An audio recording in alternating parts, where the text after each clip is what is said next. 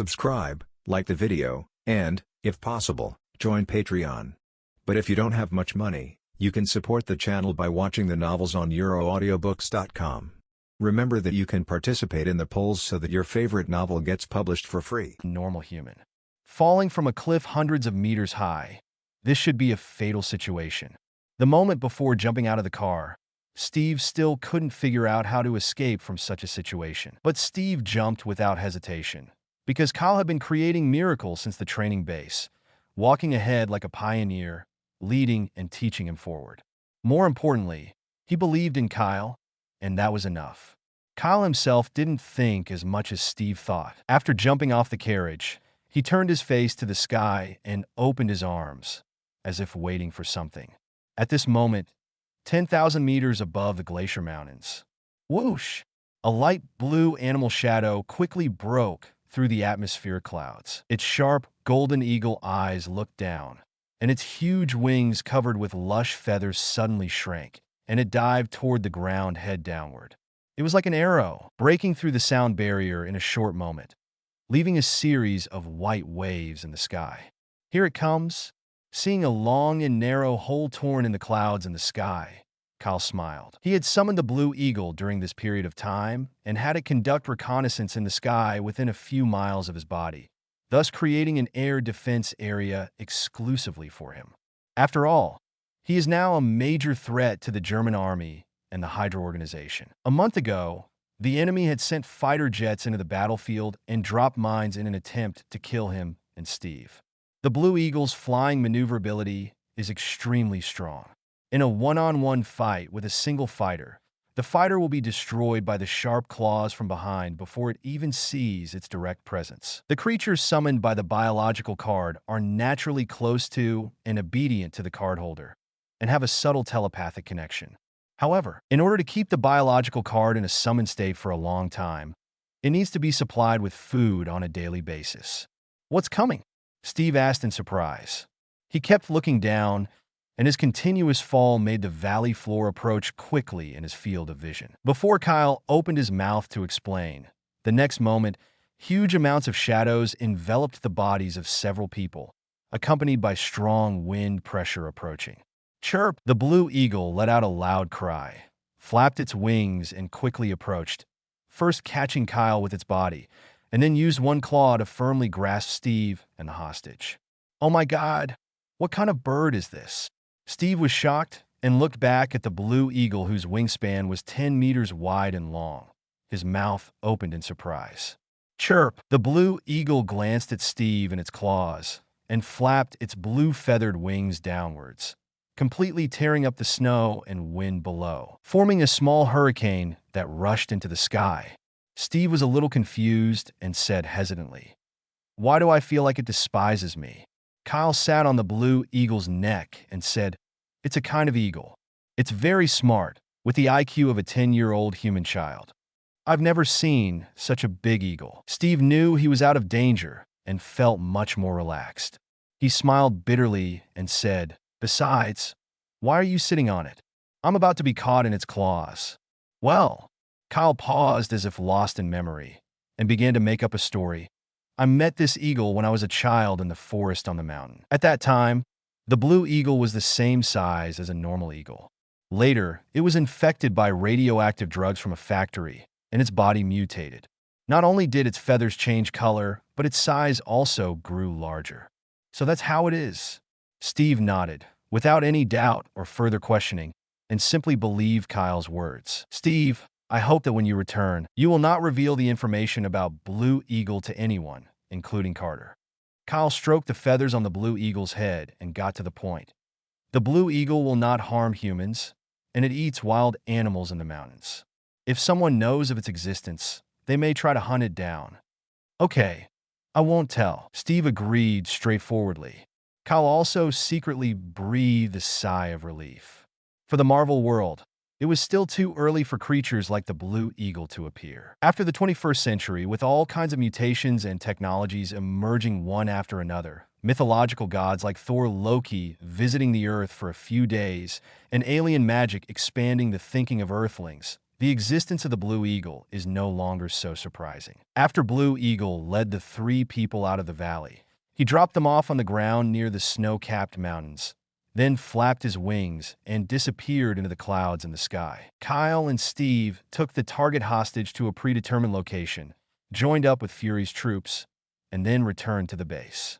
That night, in the basement operations department of the base, large battle maps were posted all over the walls like wallpaper. Among them was the battle map of the enemy's factory base. The areas with 6 flagpoles had been circled and crossed out, indicating that they had been annihilated. That's it.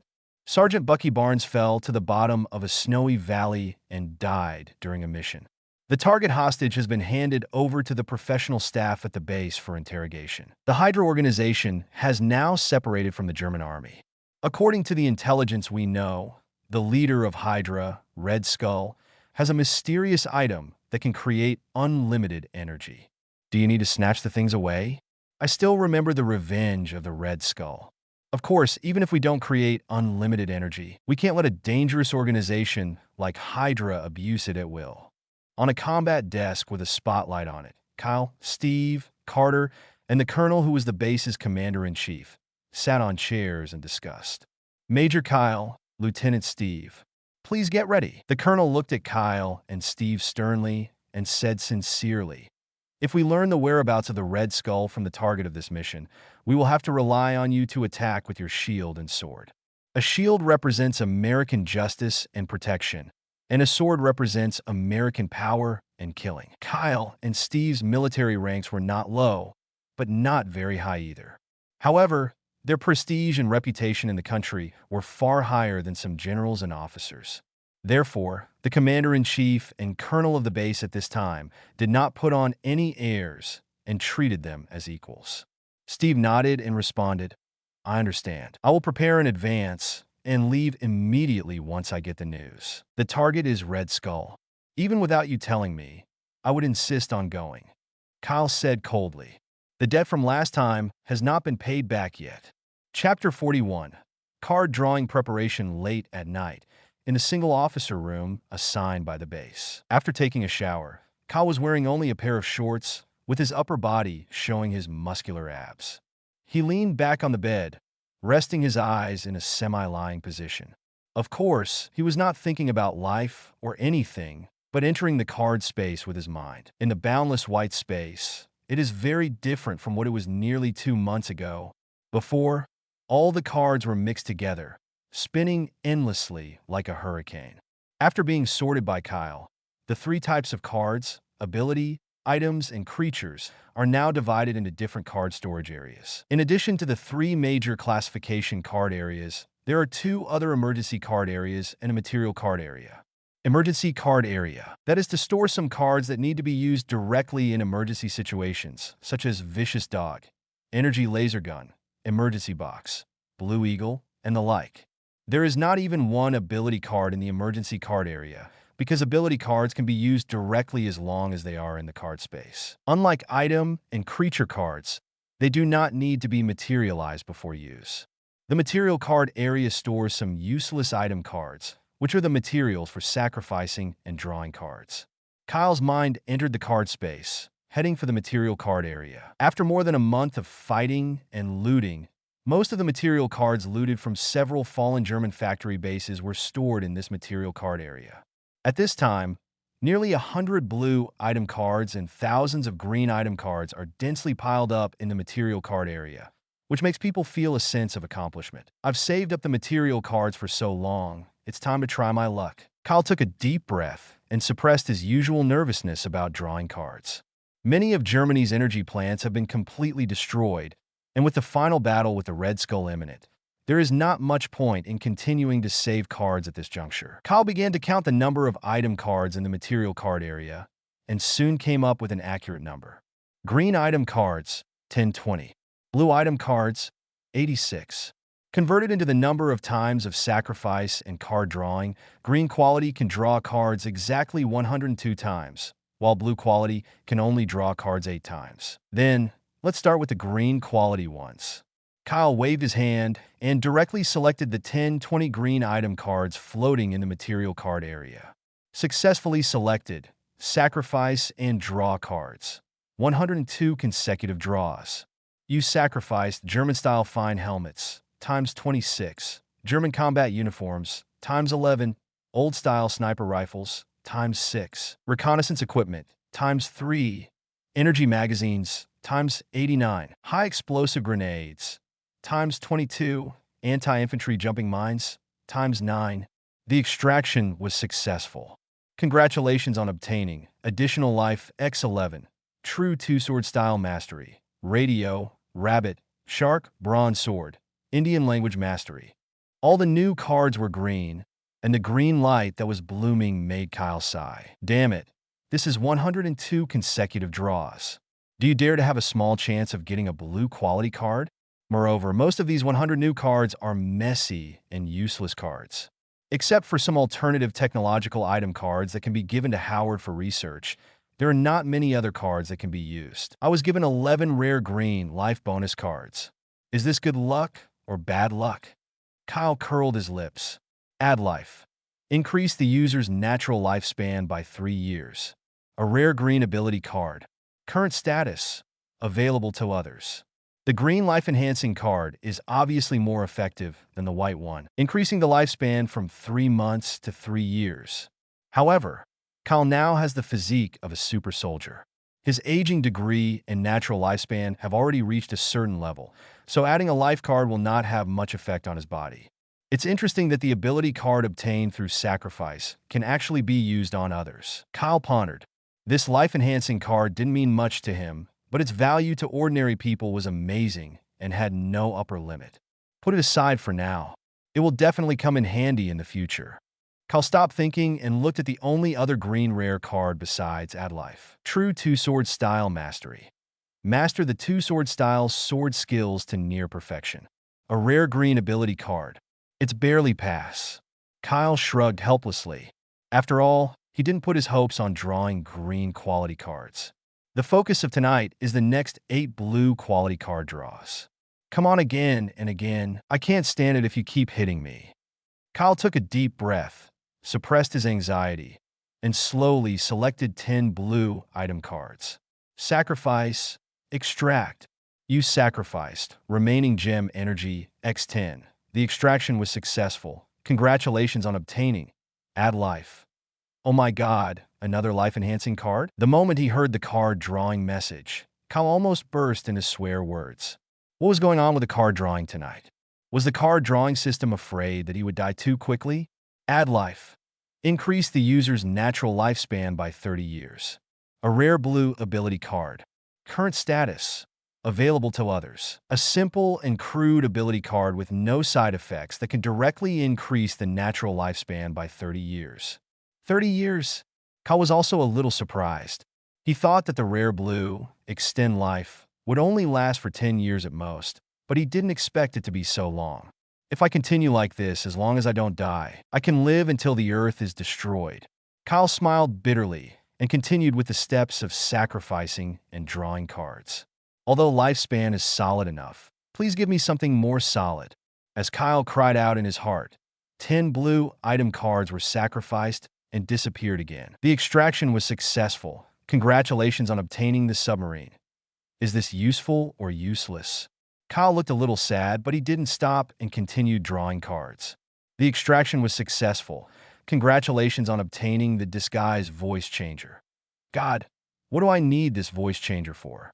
Smoke again. The extraction was successful. Congratulations on obtaining Add Life. Very good. Give me a long life tonight. Keep pumping. The extraction was successful. Congratulations on obtaining Conan's glasses. Kyle was speechless for a moment. What the hell had come up with this? Draw again. The extraction was successful. Congratulations on obtaining Senza Beans. Senza Beans? Kai suddenly perked up and quickly took the newly drawn blue card. Magic Beans. Beans grown by the cat immortal. As long as you take them, no matter how badly you are injured or even if you are on the verge of death, your body can be restored to its peak condition. Blue item card. This is not bad. It can save lives. Kyle smiled and assigned the Senza Beans to the emergency card area. Tonight's smoking was not in vain. Seeing that there were only 2 blue quality card drawing opportunities left, Kyle waved his hand and simply selected all the remaining 20 blue item cards. You sacrificed remaining gem energy, X20 at least another blue skill card? As Kyle had this idea, two new cards gradually emerged from the card space. One card was a translucent deep blue, while the other was a never-before-seen purple. The dazzling light emitted by the two cards instantly became the focus of the card space. Extraction successful. Congratulations on obtaining Initial Venom Symbiote. Super Large Ancient Dragon Turtle. Chapter 42. Initial Venom, the character exploded. The moment Kyle's purple card was drawn, his mind went blank, and he felt a little dizzy from the huge amounts of joy. This happiness came too suddenly, and I couldn't guard against it. I was not mentally prepared at all. After a moment of trance, Kyle's mind incarnation quickly grabbed the purple card and checked the card information on it. Super Large Ancient Dragon Turtle. A super large sea monster that existed in ancient times, and its appearance resembles an alligator turtle. Purple Creature card. Its natural lifespan is tens of thousands of years, and its defensive ability is amazing, and it can easily withstand the bombardment of large thermal weapons. It has a docile personality, low combat ability, and moves very slowly on land. Its movement speed on water is the downwind speed of a normal speedboat. Its biggest feature is its huge size, with a width and length of more than 2 kilometers. There are few creatures in the Milky Way that are larger than it. Precisely because of its huge size, the ancient dragon turtle only eats a large meal once every 100 years. It maintains its vitality through constant hibernation and continues to eat marine microorganisms. Sometimes it sleeps for several months in a row, causing the shell on its back to become a reef base due to the accumulation of years, forming a large tropical forest island. Current status: can only be summoned in areas with sufficient water resources. This is not a biological card, it's clearly a movable fortress island. Kyle exclaimed. The purple card is indeed far superior to the blue card in quality. The only drawback is that this is just a biological card. If it were a purple ability card, it is hard to imagine how much it would increase its strength. Although you can continue to draw in the future. Germany's energy factory base has basically fallen and been destroyed, and there will be fewer loot of blue quality in the future. Perhaps for a long time in the future, this will be the only purple card in the card space. Kyle sighed anxiously and placed the super large ancient dragon turtle at the top of the biological card area. His eyes naturally fell on another new blue rare quality card. As soon as he saw the card name, he was stunned for a moment. The original Venom Symbiote, a thoughtful alien organic life symbiote that usually appears in liquid form. Venom needs to combine with a host to survive. It usually transforms into clothing and wraps around the host's body, amplifying the host's strength and ability. It is extremely afraid of ultrasound and high temperature. It has a strong learning ability and will constantly learn the host's language, personality, abilities, etc., and grow rapidly as the host becomes stronger. Current status: can learn quickly, transform into any clothing scene, defend against ordinary bullets, strong adaptability, and liquid repair. The number of hosts it has coexisted with is currently 0. The larger the value, the stronger the venom will be. The mind exits from the card space. Kyle remained leaning against the head of the bed, took out the initial Venom Symbiote from the card space, held it in his hand and stared at it blankly, not knowing what to do with it for a moment. It's actually Venom? Kyle muttered to himself. He didn't know something about this. In the independent Spider-Man movies outside the Marvel world, Spider-Man had been possessed by a symbiote like Venom, which influenced his mind and personality and turned him into the Black Spider. It is difficult to say whether Venom is harmful to the host. The characteristics of the symbiote make it between good and evil. In particular, the initial Venom is like a dry sponge, absorbing similar thoughts and abilities based on the host it has attached to. If the host is just, then the Venom is just. If the host is evil, then the Venom is evil. If the host is strong, the host takes the initiative. If the Venom is strong, the Venom takes the initiative. This is the symbiote, neither a slave nor a master, but a liquid organism that has signed a treaty of equal coexistence with the host. Because of this, Kyle felt worried. Venom was different from Blue Eagle and Ancient Dragon Turtle. Its upper limit was too high. As he grows up, it may affect his character and thinking. But there's no reason for me to be afraid of these mere card creatures. Kyle clenched the cards, his eyes filled with firm confidence. On top of being the host of Venom, he is also the card holder of Venom. Under the card drawing system, all creatures on the creature cards must obey the instructions of the card holder. Even if the creatures on the creature card do not obey the card holder's orders, the card holder still has the last resort, force card drawing. For all creatures summoned from creature cards, Kyle can forcibly extract them into cards and re-card them within a certain distance. You are just the product of my sacrifice and card drawing. You will always be under me, and there will be no day for you to turn the tables and become the master. Kyle made the decision, and without any hesitation, he directly summoned the card in his hand into a physical creature. The next moment, a ball of elastic black liquid appeared on his palm. Rolling. Initial Venom seemed like a newborn creature, treating Kyle as its mother. It covered his palms with warm black liquid and moved them back and forth to express its excitement. It used a part of its own liquid to transform into black lines, which intimately touched Kyle's chest, abdomen, and face, and extended further outside the bed, touching the military boots, bedspread, chair, mirror, and combat uniforms on the hanger. Venom is like a baby, full of curiosity about everything in this world. From now on, you will be called Venom, okay? Kyle asked tentatively, and the liquid creature on his hand immediately secreted more liquid, happily extending to cover his arm. Kyle didn't want to be wrapped up in a black mass, so he pointed at the combat uniform on the hanger and gave an order. Try to transform into that. Rolling. Venom seemed to understand Kyle's words. A black line extended and wrapped around the combat uniform. After the main body paused for a few seconds, the liquid body quickly covered Kyle's entire body below the neck. Under Kyle's gaze, Venom then transformed into the black combat suit set by Howard at a speed visible to the naked eye, and there was no discernible difference from the outside. This feeling, Kyle suddenly stood up from the bed, stretched his arms, and tried to exercise. The combat suit transformed by Venom was not only more close-fitting and comfortable, but also a sense of excitement of increased strength surged in his heart. Strength is increased by nearly 1/5. Kyle pondered and clenched his fist covered with a Venom glove and could clearly feel that his strength had increased significantly. This is still the original Venom. After following him into the battlefield and adapting to the host's body and growing continuously, the Venom will become more and more powerful. In the future, you need to maintain the illusion of combat uniform when you are outside. You can't show your liquid prototype in front of other people, understand? Kyle warned, pulling the cross logo on his chest.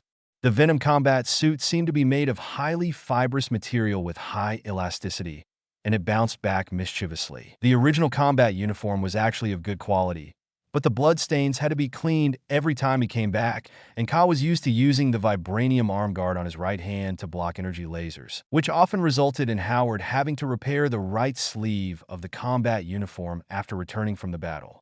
To some extent, Venom, which has learning thinking, self-repair, and ability enhancement, is the best combat suit in the world. Chapter 43. Making trouble. It was late at night, and the disciplined U.S. military base was silent in the darkness.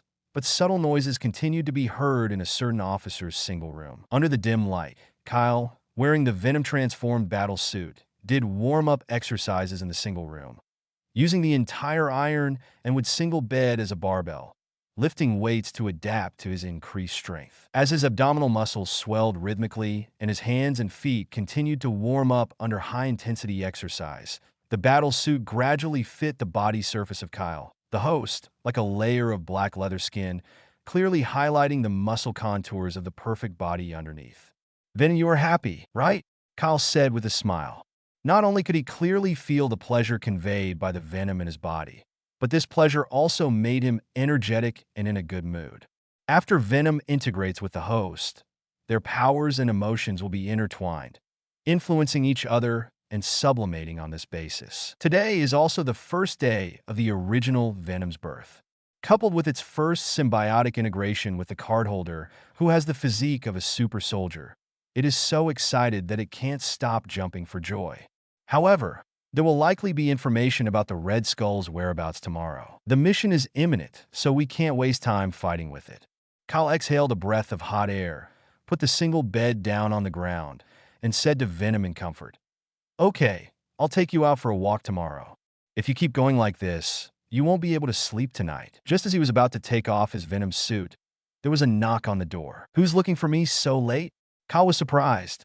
He patted Venom's suit soothingly and then walked over to open the door. When he saw the young man in pajamas outside the door, he couldn't help but ask in surprise, "Steve, what are you doing here so late?" "I was just about to ask you. It's so late at night, and you haven't slept yet. What are you doing in the room?" Steve yawned sleepily. His golden hair was messy, and it was obvious that he had just been woken up from his sleep. "By the way, isn't the single room assigned to Steve just downstairs from my room on the second floor?" Kyle remembered, shrugged, and said, "There was a cockroach in the room just now, and I got up and killed it." "Are you sure you're killing cockroaches?" Steve looked strange, and after glancing at Kyle's combat uniform, he said speechlessly, "If I didn't know, I would have thought you just came back from the front line." Kyle spread his hands and said helplessly, "You know, I don't have much clothes to wear. Sometimes I just sleep in my combat uniform, which makes it convenient for me to be ready for attack at any time." "Okay, go to bed early. We may have to take action tomorrow," Steve said, rubbing his sleepy eyes and returning to his room downstairs. Kyle also breathed a sigh of relief after closing the door. It was a close call. If Steve had walked into the room and seen the original combat uniform on the hanger, he wouldn't have known what explanation he would have given.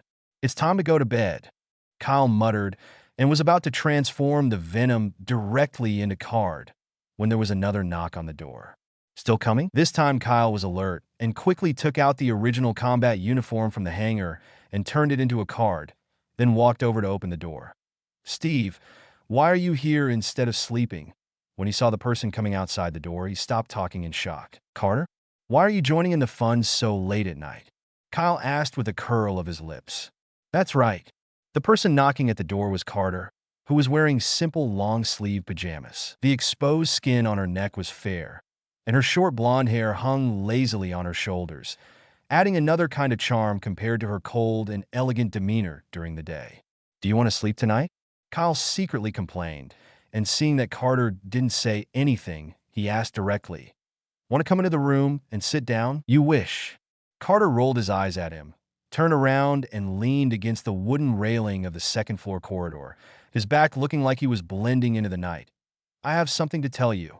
"Don't worry." Kyle seemed to have thought of something, walked out of the corridor, and leaned against Carter's side, facing the starry night sky, and whispered, "Tomorrow will be the same.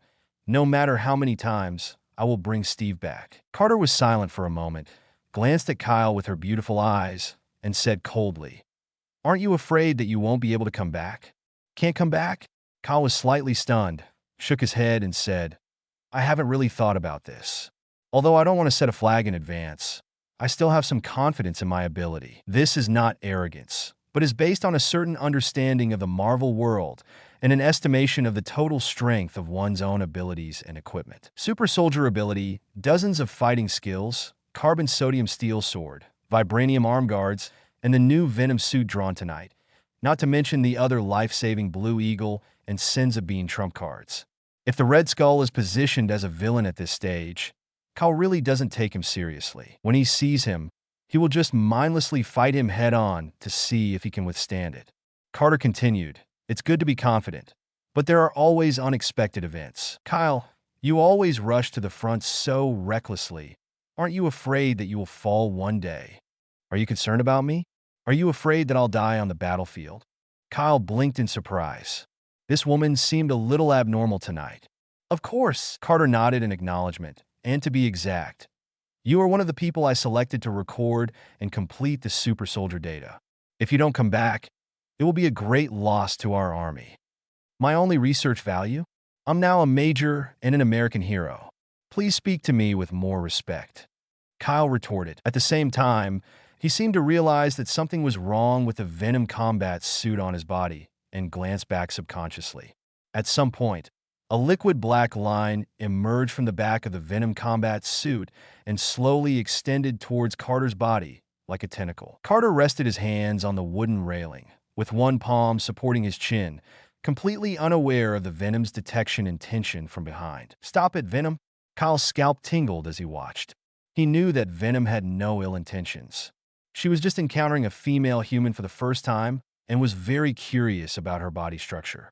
"What's wrong with you? Why do you look so bad?" Carter looked at Kyle in surprise. "It's nothing.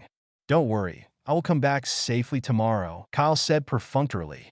In the corner of his eyes, the venomous liquid tentacles were approaching Carter's back and were about to cover it out of curiosity. "Stop it for me," Kyle shouted in his heart, and quickly stretched out his right hand towards the extended venom probe. He accurately clamped the front end of the black line with his 2 fingers and integrated it back into the main body of the illusion glove. But then his palm continued to move forward and gently patted Carter on the butt. "Pa!" A crisp slapping sound was heard in the night, and the atmosphere between the two people suddenly froze. Carter's beautiful face first showed an expression of astonishment, which soon turned into a winter-like indifference, and her beautiful eyes stared fiercely at Kyle, who was nearby. "Well, this is a misunderstanding. There are mosquitoes." Kyle withdrew his hand awkwardly. He didn't even believe what he said. How could there be mosquitoes in the snow and ice in the middle of winter? "Go to sleep." Carter snorted coldly, turned around, and walked down the hallway, leaving behind him coldly. "American hero? Major? I can see that he is nothing but a gangster." "Forget it. Go to sleep." Kyle shook his head and sighed, wanting to fall asleep as soon as possible and end this extremely tiring night. Chapter 44. The final battle is coming one night past. Early the next morning, Kyle was awakened by the communications soldier, who conveyed the colonel's order for him to assemble directly at the base's underground command post. Kyle didn't waste any time. After a simple wash, he let the venom stick to his body surface and transformed it into a black combat uniform. Wearing a sodium carbon steel sword, he rushed to the underground passage. Arriving at the brightly lit command room door, Kyle was surprised to find that Steve, wearing the captain's combat uniform, had arrived early. And the gathering the colonel mentioned did not just refer to the two of them. Howard, Carter, Fury, colonel officers, and more than a dozen intelligence analysts were also present, almost filling up the commander's table. With such a big fuss, it seems that we got some very important intelligence from the professor, Kyle said as he stepped into the command room. "Hello, Major Kyle." Seeing Kyle, the intelligence officers saluted enthusiastically with expressions of admiration. Howard shook his head and laughed. "Dude, why are you so late? You are the only one missing for this operational meeting. I thought you, a warmonger, would miss this battle." Fury smiled with a row of white teeth on his dark face. "Kyle, this way." Steve waved him to sit in the empty seat next to him. Carter still sat in her seat without saying a word, as if she was still angry about what happened last night. But when she saw Kyle arrive, the solemnity on her cold and beautiful face relaxed. The colonel officer in front of the strategic map waved his hand, urging Kyle to take a seat quickly, saying, "I was just about to explain the intelligence content, so I'm not late. Find a seat and sit down." Kyle nodded, gave a simple wave as a way of greeting everyone he knew, and then sat in the empty seat next to Steve. No matter what, Kyle's arrival eased the tense atmosphere in the underground command room. Everyone's tense faces relaxed a lot, and they felt inexplicably at ease.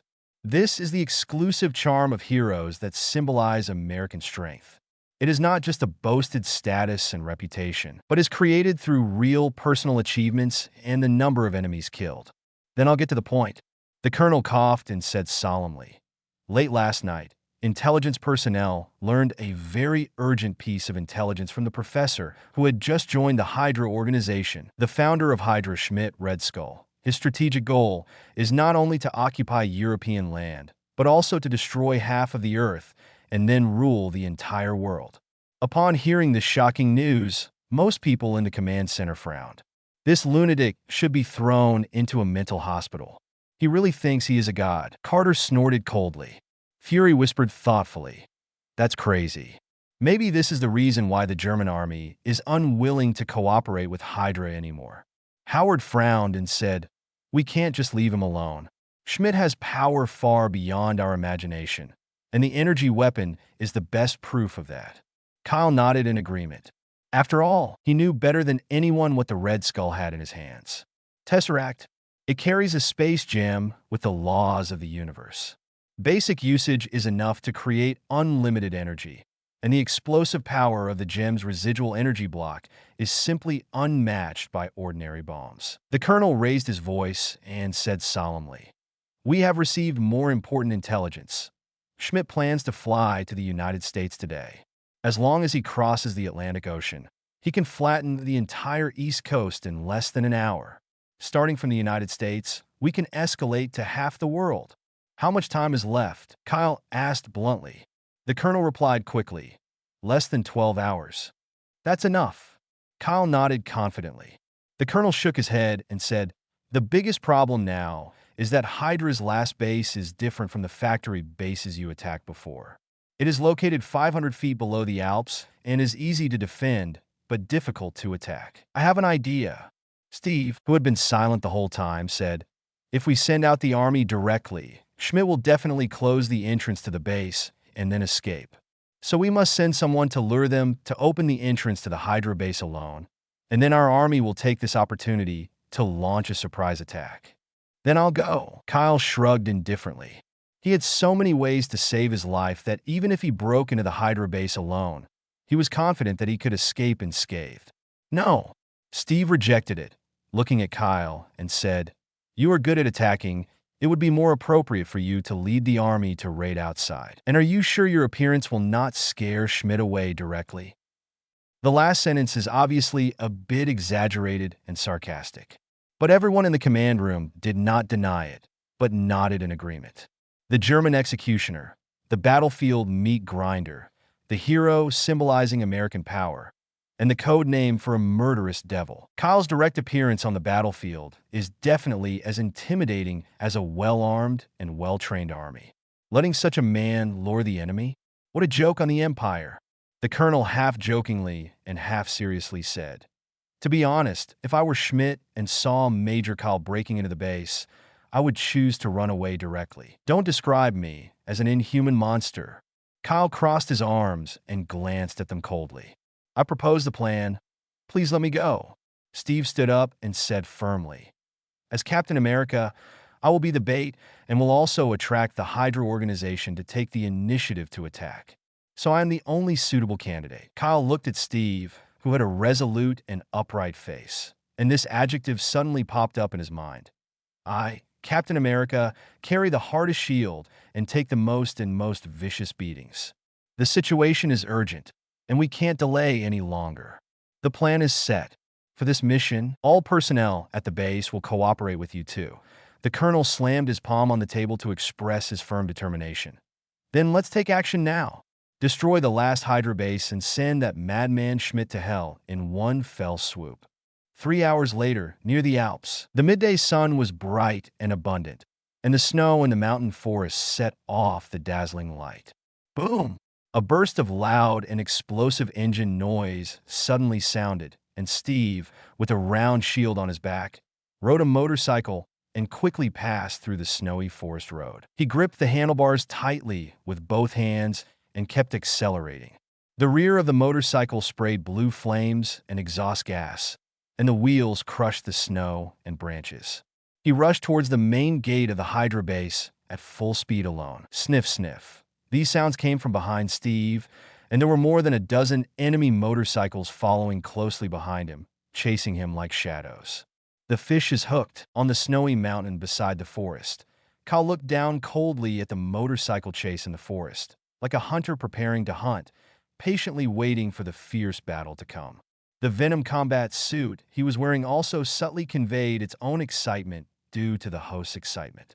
Chapter 45 Kyle is Here's Steve Rogers, Captain America. As a veteran hero in the original Marvel world at this stage, he combines the perfect physique of a super soldier, a superior mind for making decisions before battle, more than a dozen combat skills, and a hard and functional adamantium shield. To some extent, his strength was among the best in the entire World War II period, and he was the most heroic and glorious soldier.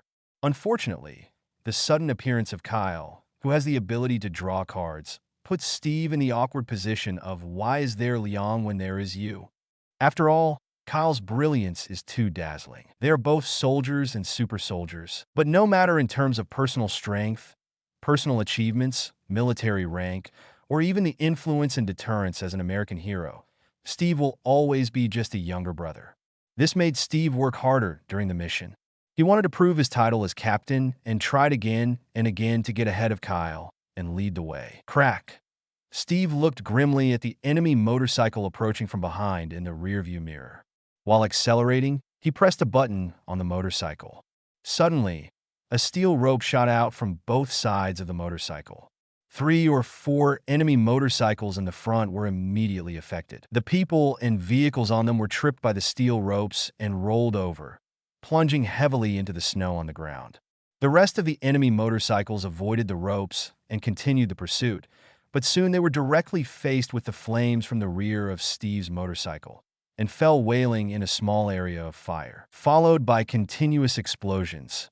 Easily getting rid of the enemy's motorcycle, Steve raised his head and looked at the main gate of the Hydra base that appeared in his field of vision, as well as the large number of guards armed with energy weapons rushing out to meet the enemy. He then placed a shield behind him in front of the car as a protection.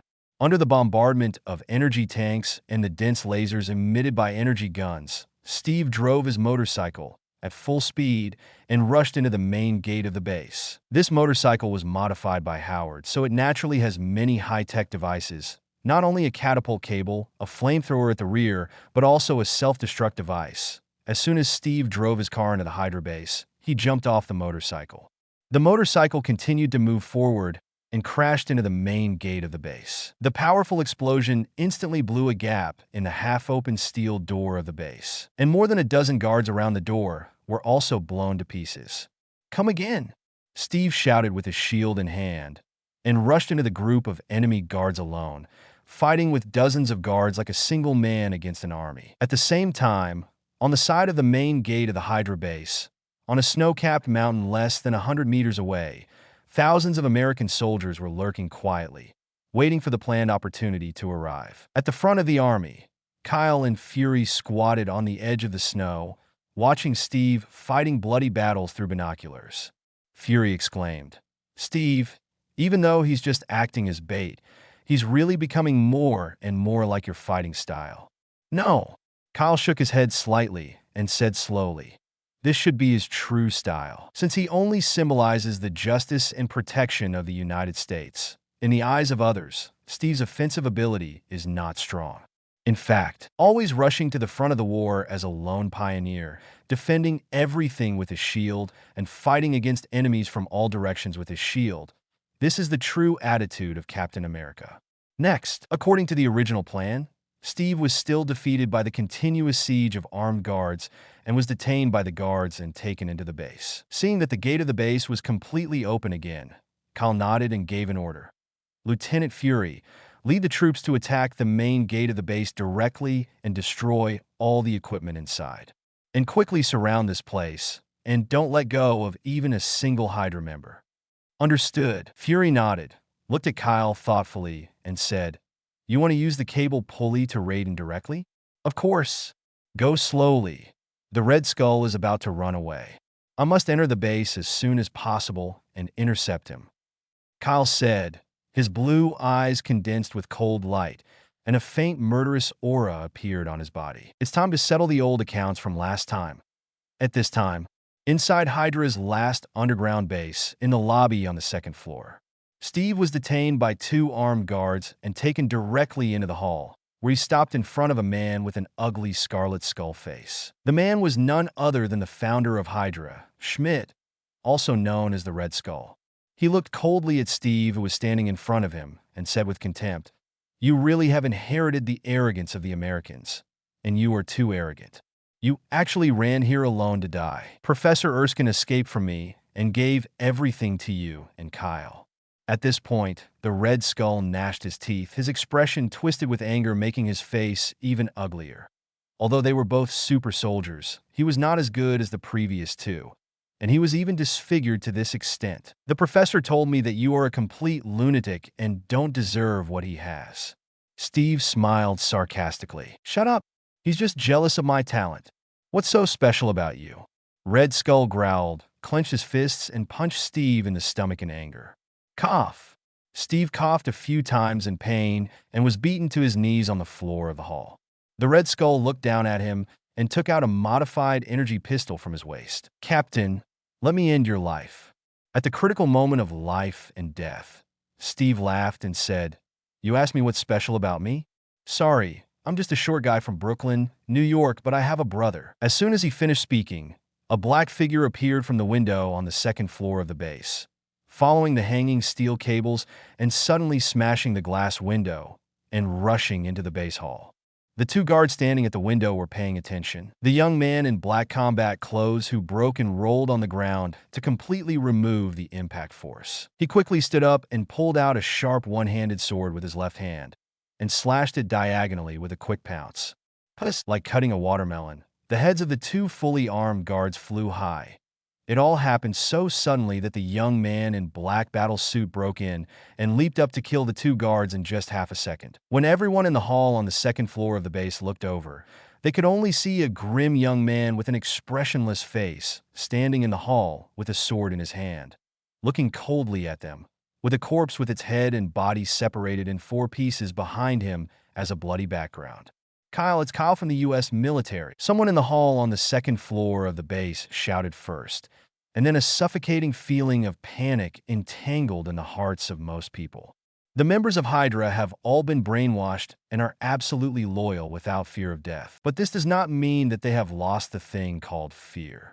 And the only enemy in this world who could truly make them feel fear was the young man in front of them. Chapter 46. Chasing the tunnel, Kyle is here.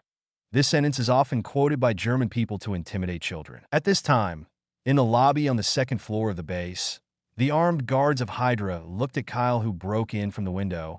Their scalps tingled and they gasped. They are not afraid of dying in battle, but they are afraid of being slaughtered like pigs and cabbages. If the enemy was only Steve, the guards would still be confident that they could subdue him due to the difference in numbers. But with the addition of a devil Kyle, the situation would be completely different. In the lobby of the base, Red Skull, who knew Kyle's personal strength better, naturally understood this.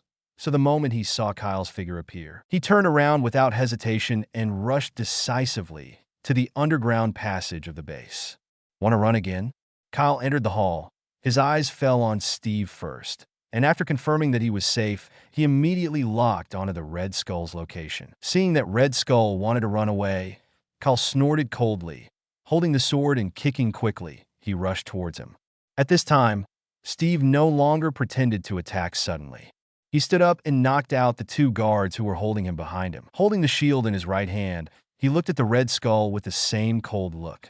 The Red Skull obviously felt the chill from the back of his neck, and while trying to speed up his escape, he shouted fiercely, "Everyone stop them!"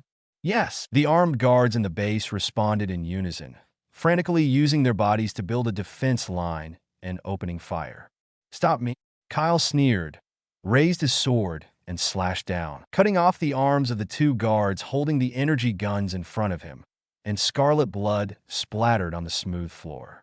But just as Kyle was about to continue chasing forward without slowing down, the rest of the armed guards rushed up again fearlessly, forcing him to distract himself and deal with the human obstacles on the road. It can be said that they are indeed completely brainwashed Hydra personnel. Even though they know it is a dead end, the armed guards still hold their ground as cannon fodder, shooting to intercept Kyle and Steve's pursuit of Red Skull. Laugh. Kyle quickly raised his right hand and blocked another laser to counterattack. The sodium carbon steel sword in his left hand was stained with blood from the blade to the handle, and blood continued to flow down. He looked indifferently towards the corner at the end of the second floor hall. The Red Skull's back was already far away and was about to disappear completely at the corner of the second floor hall. "Don't even think about running." Kyle gritted his teeth, stepped on the chest of the guard in front of him, jumped up, and threw his left hand over there while he was in the air. Whoosh! The sodium carbon steel sword was like a hidden weapon, quickly tearing through the air and rushing towards the Red Skull's back with a sharp and piercing sound. "Come here!" Seeing that he was about to be hit by the sodium carbon steel sword, the Red Skull seemed to have sensed something and grabbed the guard who was passing by and used him as a shield to block behind him. Pust! The guard's body was as fragile as a piece of paper. The tip of the sword easily pierced through his protective clothing and the chest underneath. The sword came out from his back, splashing warm blood all over the Red Skull. Major Kyle, I'll remember. The Red Skull threw the guard's body to the ground indifferently. He was about to say something sarcastic, but he noticed something strange about his arm and quickly looked away. I saw that the sword had pierced through the guard's body, and the tip of the sword had cut a long wound on his left arm, from which blood was flowing out uncontrollably. It's clearly just a superficial wound. With my extraordinary physique, how could this happen? Red Skull muttered to himself in disbelief. He glanced at the one-handed sword on the guard's body with an uncertain look and covered the wound with his other hand. Not daring to stay any longer, he disappeared from the corner passage. It was so close. Was he going to get away again? Kyle raised his eyebrows. At this moment, the deafening sound of soldiers charging came from outside the base. It was the massive siege launched by thousands of American soldiers led by Fury against the Hydra organization's base. Dang! Outside the glass window on the second floor of the base, several nimble American soldiers rushed in hanging on steel cables and fought with the armed guards in the hall, greatly alleviating Kyle's obstruction pressure. Well done, Steve. You and the soldiers clear out the Hydra guards here. I'll go after Red Skull. As soon as Kyle finished speaking, he quickly passed by the fierce battle in the hall, pulled his sword from the corpse at the corner, and accelerated to chase towards the underground passage. Kyle, Steve yelled, and used his shield to knock the guard next to him away, and resolutely followed Kyle's back. In the dark passage of the base, Red Skull was in the front, Kyle was in the middle, and Steve was at the back. The three of them couldn't see each other, but they all sped up and chased after each other. With the bonus of the Venom suit, not only am I stronger, but even my speed is faster than that of a perfect super soldier, Kyle thought to himself, confident that he could catch up with the injured Red Skull. And I have another way to speed up. Following the tiny traces of blood on the ground, Kyle turned into a ball of black mist in the dimly lit tunnel, and his speed soared to a higher level. Stealth ability card. In Nightcrawler mode, additional movement speed is increased. Let me see how you run this time. Kyle was like a bloodthirsty cheetah, chasing forward at full speed with the pressure of the wind. In just a short while, in front of the slightly curved tunnel, the Red Skull's back appeared in his indifferent red eyes, and the two were less than 10 meters apart. Being within 10 meters of others and under the restrictions of lighting, Kyle was forced to cancel his stealth mode, leaving him completely exposed in the tunnel. How come he's so fast? At the same time, Red Skull also discovered Kyle chasing him from behind, and for the first time in his life, he felt his scalp tingling. They are both super soldiers, but why is there such a huge gap? Why? The Red Skull's face was twisted with grief and anger, and he could only continue to run away as a prey, but the distance between him and Kyle behind him was constantly decreasing. Schmidt, why don't we stop, have a drink, and talk about life? Kyle joked with evil humor, breaking down Red Skull's psychological defenses bit by bit. The Red Skull remained silent, wishing his parents had not grown him an extra leg, and tried his best to escape for his life. If you don't stop, I'll take the initiative to come over, Kyle said, and regardless of the physical exhaustion, he burst into speed again and rushed behind the Red Skull with a sword. With just 5 meters left, an armed guard suddenly intervened from the intersection beside the tunnel, standing behind the Red Skull, with a weapon in his hand pointed at the approaching Kyle. Different from the muzzles of other energy weapons that glowed blue, these were huge amounts of gun nozzles, connected to the gasoline tanks behind the guards. Eruption gun? As soon as Kyle identified the weapon of the guard in front of him, he immediately inserted his one-handed sword into the tunnel wall to stabilize his body and rolled backwards again. The next moment, the flamethrower sprayed out a 5-meter-long column of flames, almost sealing the narrow tunnel, and the temperature of the air also soared. Chapter 47. Fighter plane takes off in the narrow underground tunnel. The flamethrower undoubtedly exerted a more amazing killing power than energy weapons. The large-scale flame columns that continued to erupt made the air extremely hot. Kyle frowned and stepped back to a safe distance, using the sunken walls of the tunnel as cover to block the burning flames. If it was an energy weapon, it would be fine, and the vibranium arm guard could be used to directly block the laser. But the large area of fire from the flamethrower just limits the defensive role of the arm guard. Even more deadly is the venom that transforms into Kyle's battlesuit. Venom, which is not afraid of bullets and lasers. Bullets are enough for defense, and lasers can heal in liquid form. Under the threat of the current high-temperature flames, conveys an instinctive fear to its host Kyle. Okay, just be patient for a moment. Kyle comforted Venom verbally and was about to throw the sword in his hand to kill the guard. Just as he raised his hand to gather strength, a round object flew over from behind. The disc shield accurately hit the head of the guard holding the flamethrower, severely injuring him and knocking him out, and then quickly returned in an arc. Adamantium shield? Kyle quickly looked back and saw a tall young man rushing forward and catching the shield that looked like a disc. It was none other than Steve, who was chasing after him in a hurry. "Steve, aren't you blocking the clearing guards?" Kyle asked in surprise. Steve replied firmly, "There are soldiers to take care of the guards, but why can't you handle Schmidt alone? It's up to you. This time we'll see who can take down the Hydra leader first." Before Kyle could finish his words, he rushed towards the end of the tunnel. "No problem. Wow, don't cheat," Steve shouted, keeping up with Kyle's pace without slowing down. The two of them walked one after the other, quickly passing through the last section of the underground tunnel. Coming out of the tunnel, what came into view was a wide underground base square and hundreds of armed guards holding energy weapons. What a trouble! Kyle raised his sword grimly, and Steve also raised his shield resolutely. The two men fighting side by side were not afraid at all when facing the 100 guards. But if they were delayed too much, the Hydra leader Red Skull would escape. Bang! Bang! Bang! At this moment, a large number of American soldiers armed with rifles poured in from underground tunnels in different directions of the underground square. When they saw the armed guards, they quickly launched a shooting attack. One of the armies was led by Fury, who was wearing a left eye patch. He rushed to the front of the team and waved to Kyle with a smile. "Kyle, do you need reinforcements?" Kyle breathed a sigh of relief, nodded and said, "You came just in time. You are indeed reliable." As if hearing his words, the woman who had just emerged from the tunnel with her army snorted coldly. "Who isn't?" Steve looked at the cold and beautiful woman and said jokingly, "Carter, you are almost late." "You're already late," Kyle corrected him, causing Carter's beautiful eyes to glare at him again. "Ha ha, I'm the only one missing, right?" A frivolous and familiar voice sounded from behind, just half a beat slower than everyone else. As the headlights kept lighting up, a well-crafted car drove over and stopped in front of Kyle and his companions.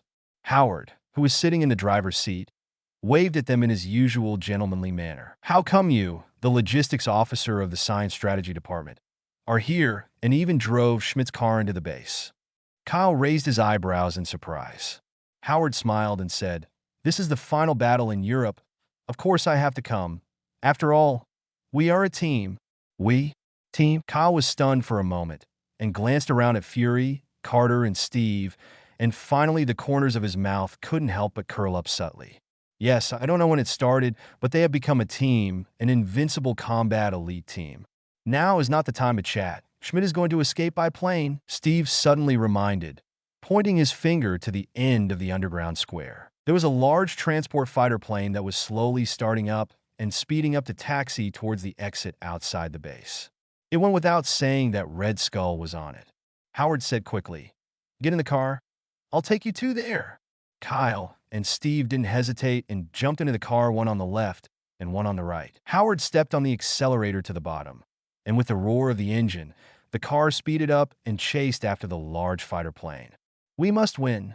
Carter clenched his fists with a little worry and watched the backs of the two people until the car disappeared at the end of the underground square. On the aircraft walkway in the underground square of the base, the transport fighter plane, with gliders 30 meters long on both sides and a long and wide body, was gliding faster and faster. Not far behind it, a car with 3 people sitting in it was chasing at full speed. "The plane is about to take off. We can't catch up with it at this speed." Steve frowned and looked at the fighter plane in front of him with an anxious look on his face. Kyle was not worried at all. He glanced at Howard, who was still calm in the driver's seat, and urged him, "Don't hide it. If you have any high-tech devices hidden in your box, use them now." "You've noticed it again?" "Unfortunately, I refurbished this car once." Howard smiled and pressed a button under the steering wheel. Immediately, the rear exhaust pipe of the car burst into blue flames and powerful jets.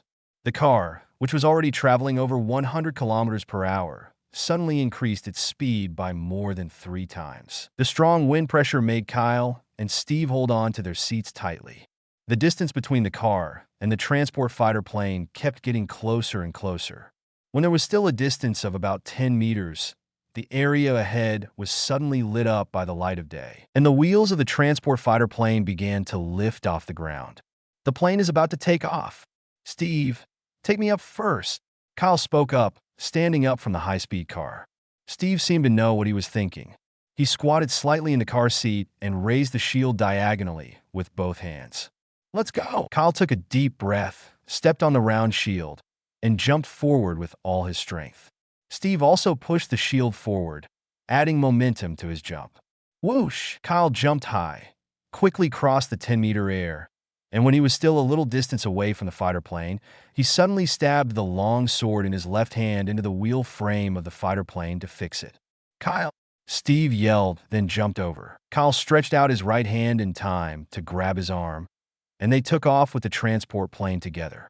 On the airstrip of the base, Howard stopped the speeding car just before the cliff. He looked at the transport fighter plane flying into the sky and the 2 people standing at the wheels below. He said softly, "I hope you will succeed in this battle. When you come back, we will have a toast together. The important thing is to come back." Chapter 48. Sky Hunter. In the sky above the Alps, facing the strong sunlight at noon, huge amounts of transport fighters hummed and continued to rise in altitude, soon breaking through the clouds and reaching a height of 1,000 meters. It began to cross the Atlantic Ocean towards the city of New York. At this time, at the rear wheels of the transport fighter, Kyle held the sodium carbon steel sword nailed to the wheel frame with one hand, and held Steve tightly with the other hand. The 2 of them were connected together, hanging in the air under the fighter plane. "Kyle, are you okay?" Steve shouted. Under the huge amounts of wind pressure at high altitudes, it was difficult for them to hear each other's voices. "That's good, but you should lose some weight," Kyle said sarcastically, and used one hand to throw Steve onto the upper frame. After Steve grabbed the frame firmly, he put his feet firmly on the wheel. Below their feet is the sky that is still rising, which is terrifying to watch. "I know the basic structure of this transport fighter. Follow me." Steve waved his hand and took the lead in climbing up. Kyle used his sodium carbon steel sword to continuously pierce the wall of the frame as a support point to ensure safety, while those behind him followed and climbed up. As super soldiers, both of them were extremely agile, and they climbed up from the wheels of the flying transport plane without any danger.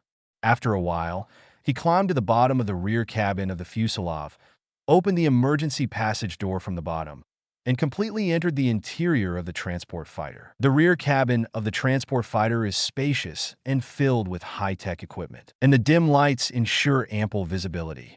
"Kyle, look." Steve seemed to notice something. His resolute face became solemn, and he lowered his voice and pointed to a place in the rear cabin of the transport fighter.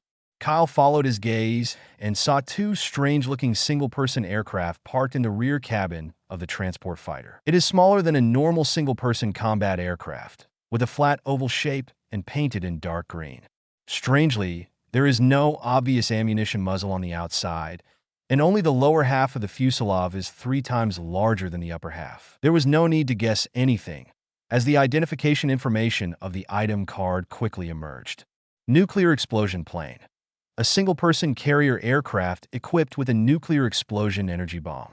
The power of the nuclear explosion it drops can easily destroy a large city. Blue rare item card. Current status: unable to extract. This item is for single use only. Kyle's heart was shocked, and he finally understood why the Red Skull was confident enough to flatten the entire west coast of the United States. These are 2 nuclear-capable planes, Even a superpower with the strongest military power would not be able to withstand them if they were to intrude into the national territory. Steve, find the rear cabin device of the transport fighter and drop the two planes directly into the sea, Kyle said decisively. It was estimated that at this point in time, the transport fighter had also flown to the area above the Atlantic Ocean. If Red Skull succeeds in transporting the nuclear plane to New York, the consequences will be unimaginable. Steve also understood this and nodded in agreement. At this moment, a team of armed guards from the Hydra organization trotted to the rear cabin of the fighter plane. Have we been discovered? Kyle raised his eyes coldly and rushed forward with a sodium carbon steel sword in hand, urging them verbally, "Hurry up, I'll stop them. Enemy attack. Shoot directly." The team of armed guards saw Kyle rushing over quickly and immediately used energy weapons to shoot. In an instant, the rear cabin of the transport fighter was illuminated by dazzling blue lasers. These idiots, Kyle frowned. What he was afraid of was not the laser shooting, but that the random shooting of the laser would become a fuse and accidentally cause the explosion of the nuclear plane behind him. "I don't want to be buried with you cannon fodder." D. Kyle's handsome face turned even colder. He gathered strength and threw the sodium carbon steel sword, which directly killed the captain of the guard, who shot the most fiercely and nailed him firmly to the metal wall of the rear cabin. Faced with the potential huge crisis, Kyle did not choose to dodge, but raised his right hand wearing the vibranium arm guard and continuously blocked the energy laser shot at him to avoid affecting the nuclear explosion plane behind him. "Kyle, catch it!" As if knowing Kyle's situation, Steve shouted and threw the adamant shield in his hand over. Kyle leaped up to catch the round shield and held the shield in front of him with his left hand to block the dense laser beams while sprinting to get close to a guard. The guard raised the energy laser gun in fear, but the next moment Kyle's right palm blocked the muzzle of the gun. The laser shot out and hit the vibranium arm guard and bounced back directly, disintegrating and evaporating the energy laser gun and his arm on the spot. "Okay," Steve's voice just sounded, and as he pressed the button on the device, the cabin of a nuclear explosion plane was opened first and dropped into the ocean 1,000 meters below the transport fighter. The opening of the cabin also caused the air inside the rear cabin to surge outward and flow backward, pulling many guards into the hatch. Kyle smiled devilishly, looking indifferently at the armless guard kneeling and wailing on the ground. Then he lifted him up with one hand like a chicken and threw him into the open cabin behind him in a transport fighter. Next, the guards who still wanted to resist were treated as cargo by Kyle and Steve and thrown down from a height of thousands of meters. "Kyle!" Steve suddenly shouted, but at some point, a guard approached the second nuclear plane that was being dropped, opened the canopy, and sat in the cockpit. Before the two could stop it, the second nuclear plane was dropped. "We can't let him leave," Steve said and tried to rush out of the cabin, but was intercepted and pulled back by Kyle at the last moment. He watched helplessly as the guards drove away the nuclear plane. "Don't worry, we don't need to deal with him," Kyle said confidently, looking calmly at the vast blue sky outside the cabin. As if to confirm his words, outside the high sky visible from the rear cabin, a huge blue eagle quickly tore through the clouds, dragging a series of air waves, and swiftly chasing after the nuclear explosion plane that was gradually moving away. "So you called Blue Eagle over?" Steve looked at Blue Eagle from afar and breathed a sigh of relief. "It's the final battle in the European theater, so we can't be careless." Kyle shrugged, threw the shield in his hand back to Steve, and pulled back the one-handed sword from the metal wall, wiping the blood off the sword on the clothes of the guard's corpse. "Okay, there's only one leader left in the Hydra organization." Steve took a deep breath, stood side by side with Kyle, and turned his gaze to the cockpit door of the transport fighter with all his strength. From 500 feet underground to thousands of meters in the sky, it is time to usher in the final end. Chapter 49. The end of the Frozen, the transport fighter plane was flying smoothly above the clouds, basking in the golden sunlight, and flying at high speed towards the end of the Atlantic Ocean. Kyle and Steve, one holding a sword and the other holding a shield, carefully entered the cockpit of the fighter plane. The Red Skull was obviously escaping in a hurry, and there were not many armed guards on the fighter plane. All the guards were thrown out of the cabin by the two of them just now, so that the wide fighter plane cockpit was silent at this time. There was no human figure on the transport fighter's driving instrument, and it was flying automatically according to the flight routes set by the system. Directly behind the driver's seat is a storage machine that emits wisps of mysterious blue light. Through the glass storage, one can vaguely see the cube-shaped items inside. Kyle immediately stared at the item in the storage device. His azure eyes reflected the blue glow of its appearance. Even though the distance was not enough and no card information was displayed, he could be sure that he had not made a mistake. Tesseract, it can never be wrong. After all, even though it was 10 meters away and separated by a storage frame made of metal and glass, one could still clearly feel the heart-pounding and intoxicating mysterious charm. Steve was about to hold up his shield and slowly step into the hall, which made Kyle shake his head. With such a big commotion in the rear cabin just now, it was obvious that Red Skull had known that they had caught up with the fighter plane, so there was no need for a sneak attack. It is an unfavorable fact that the enemy is in the dark while I am in the light, but the enemy is weak while I am strong, which is also a huge gap that the injured Red Skull cannot reverse. Kyle walked forward with a sword in hand and said in a cold voice, "Schmidt, you are the only one left. You call yourself Hydra, so stop hiding like a rat. If you have any other tricks, use them now." Steve spread his hands and stepped forward, saying in a warning tone, "It's time to put an end to all your evil deeds." Schmidt, facing the two's sarcasm and questioning, the Red Skull suddenly responded coldly from the cockpit in the main hall of the fighter plane. "You two are really endless. Do you really think you can beat me? Do you think that wearing clothes with American logos proves that you are a national symbol? I have seen the future. That is a beautiful world without national divisions, and it is purely under my rule." After confirming the Red Skull's location, Kyle and Steve looked at each other, and then attacked from the left and right with tacit understanding. The Red Skull in the driver's seat was still talking to himself. It's hard to tell who will win or lose until the last moment. As soon as he finished speaking, he slapped his palm directly on the side of the driving instrument and pressed the steering wheel to the bottom. Buzz! The transport fighter plane, which was moving smoothly, suddenly stopped. Then its head crashed into the clouds directly below and turned into a dive at a 90-degree angle. All objects in the main hall of the fighter plane, including Kyle and Steve, were floating and tumbling at various angles in the main hall of the fighter plane, as if they were weightless. This is just the beginning. Red Skull, who was wearing a seat belt in the driver's seat, snorted coldly and raised a large laser weapon. However, the muzzle of the gun was not aimed at Kyle or Steve, who were tumbling behind him, but at the driver's window in front of him. "All of you die." His scarlet skull face was slightly distorted, and madness flashed in his sunken eye sockets. He shot at the cockpit glass window of the fighter plane with a laser weapon. Bang! The moment the window was destroyed by the laser, the huge pressure difference between the inside and outside of the fighter plane created a strong hurricane that attracted everything in the main hall and swallowed it all up into the sky outside the fighter plane through the broken window. This is an altitude of 10,000 meters. If it were an ordinary person, he would have fainted from the huge pressure difference. Kyle, be careful. Steve luckily managed to hold on to the iron frame on the ceiling of the fighter plane's main hall and turned his worried eyes to Kyle, who was still floating in the air. "That guy really wants to die." Kyle gritted his teeth, and as he was being pulled toward the window, he quickly reacted and nailed the sword in his hand into the floor of the cabin. "Fine." Kyle, who had his body fixed by the sword inserted into the floor, breathed a sigh of relief. But when his eyes moved downwards, his pupils shrank slightly. As luck would have it, the sodium carbon steel sword was fixed on a glass container that glowed with blue light. The glass shattered into cracks, gradually revealing the mysterious aura of the Tesseract inside. "Oh my God, this!" Kyle's scalp was tingling as he watched, and his mind vaguely flashed through the consequences of Red Skull's direct contact with the Tesseract in the movie.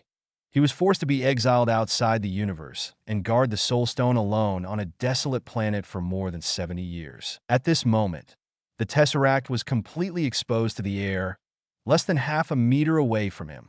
As if the sword strike triggered some kind of stimulation, the mysterious blue light on the surface of the Tesseract became brighter and brighter, and then rays of light rushed out, revealing a brilliant cosmic star map in the void. The space is twisting inch by inch, and the Tesseract is attracting Kyle, who is nearby. It's over now. Kyle was in a dilemma and could only watch the Tesseract in front of him slowly open the space tunnel. Are you going to be teleported away? Kyle smiled bitterly and was about to close his eyes in resignation when Steve's voice suddenly reached his ears.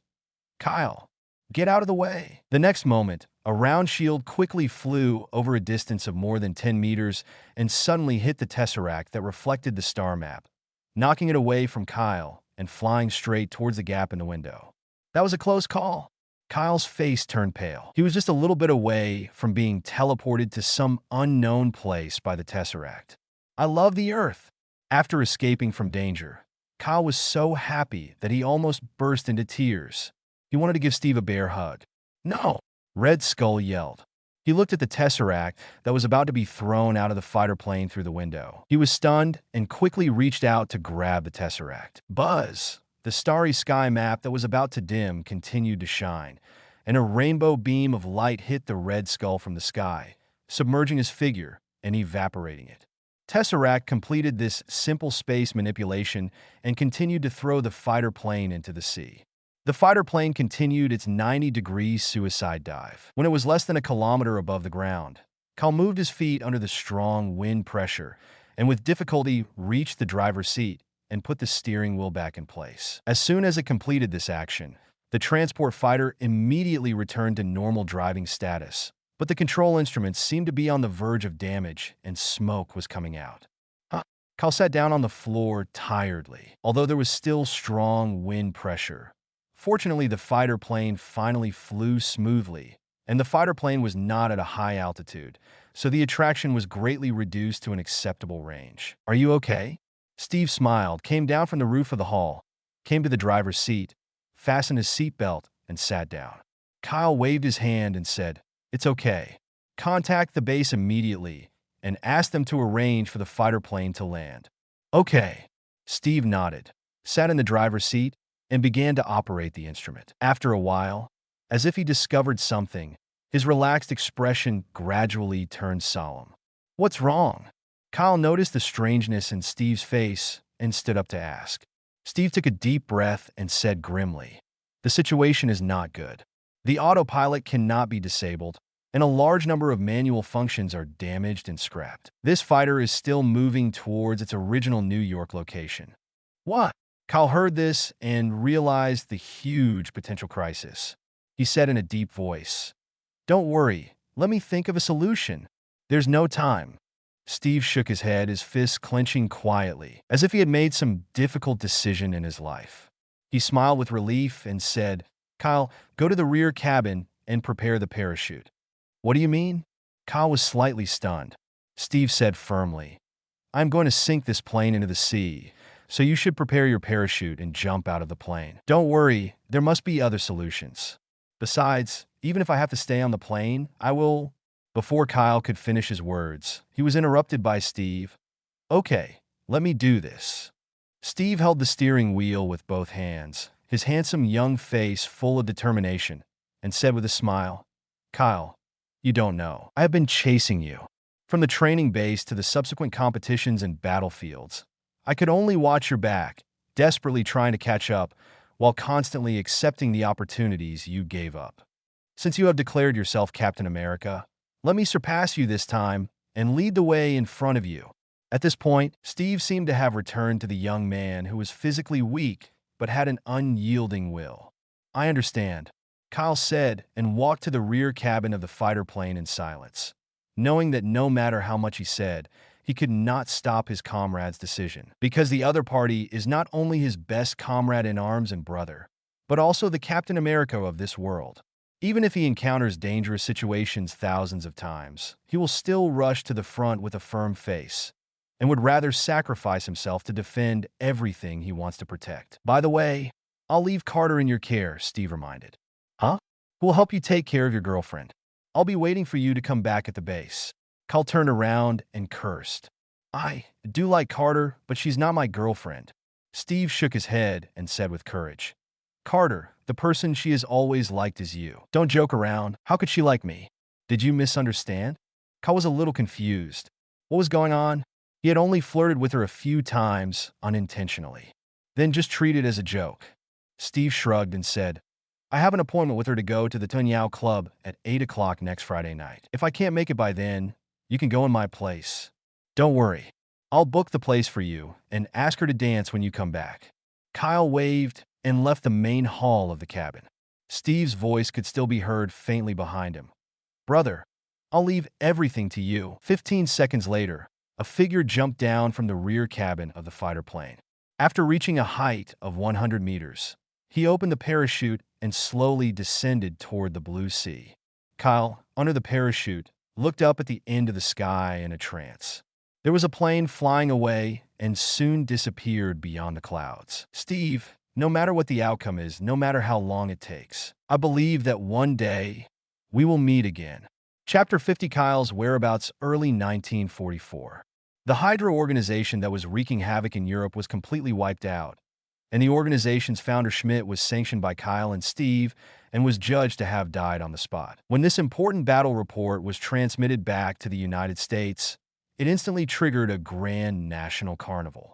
Countless soldiers in hospitals or returning to bases from the battlefield gathered together and toasted their glasses happily.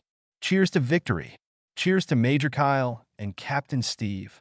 Cheers to the heroes. I hope the world will have peace soon. In countless bars and big cities, cheers like these echoed all night long. In the same month, the German army, which had lost its manufacturing plants, was severely damaged and withdrew from the front lines on a large scale.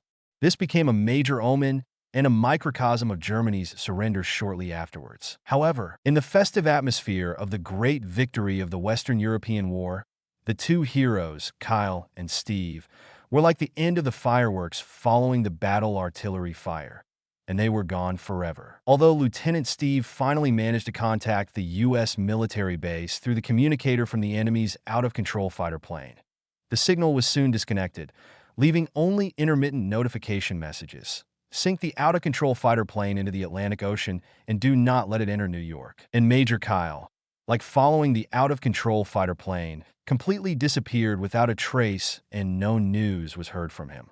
Half a month later, on the surface of the Atlantic Ocean somewhere, the warm sunlight of the early morning shines down, painting the blue waves and surf with layers of shining gold edges. A modern white two-story sailboat is sailing slowly on the sea, like a small leaf floating with the waves and the sea breeze. On an open-air surface of a white sailboat, a blond young man wearing sunglasses was lazily lying on a sun lounger with his hands resting on the back of his head, looking particularly relaxed and at ease. He was only wearing a pair of beach shorts, with his upper body bare, revealing his perfect abdominal muscles that looked like they were forged from steel, letting the sun bathe his strong, perfect body. Next to the sun lounger, on a round table with a small parasol, a creature that looked like black liquid was moving around, as if it was extremely disgusted with the hot weather.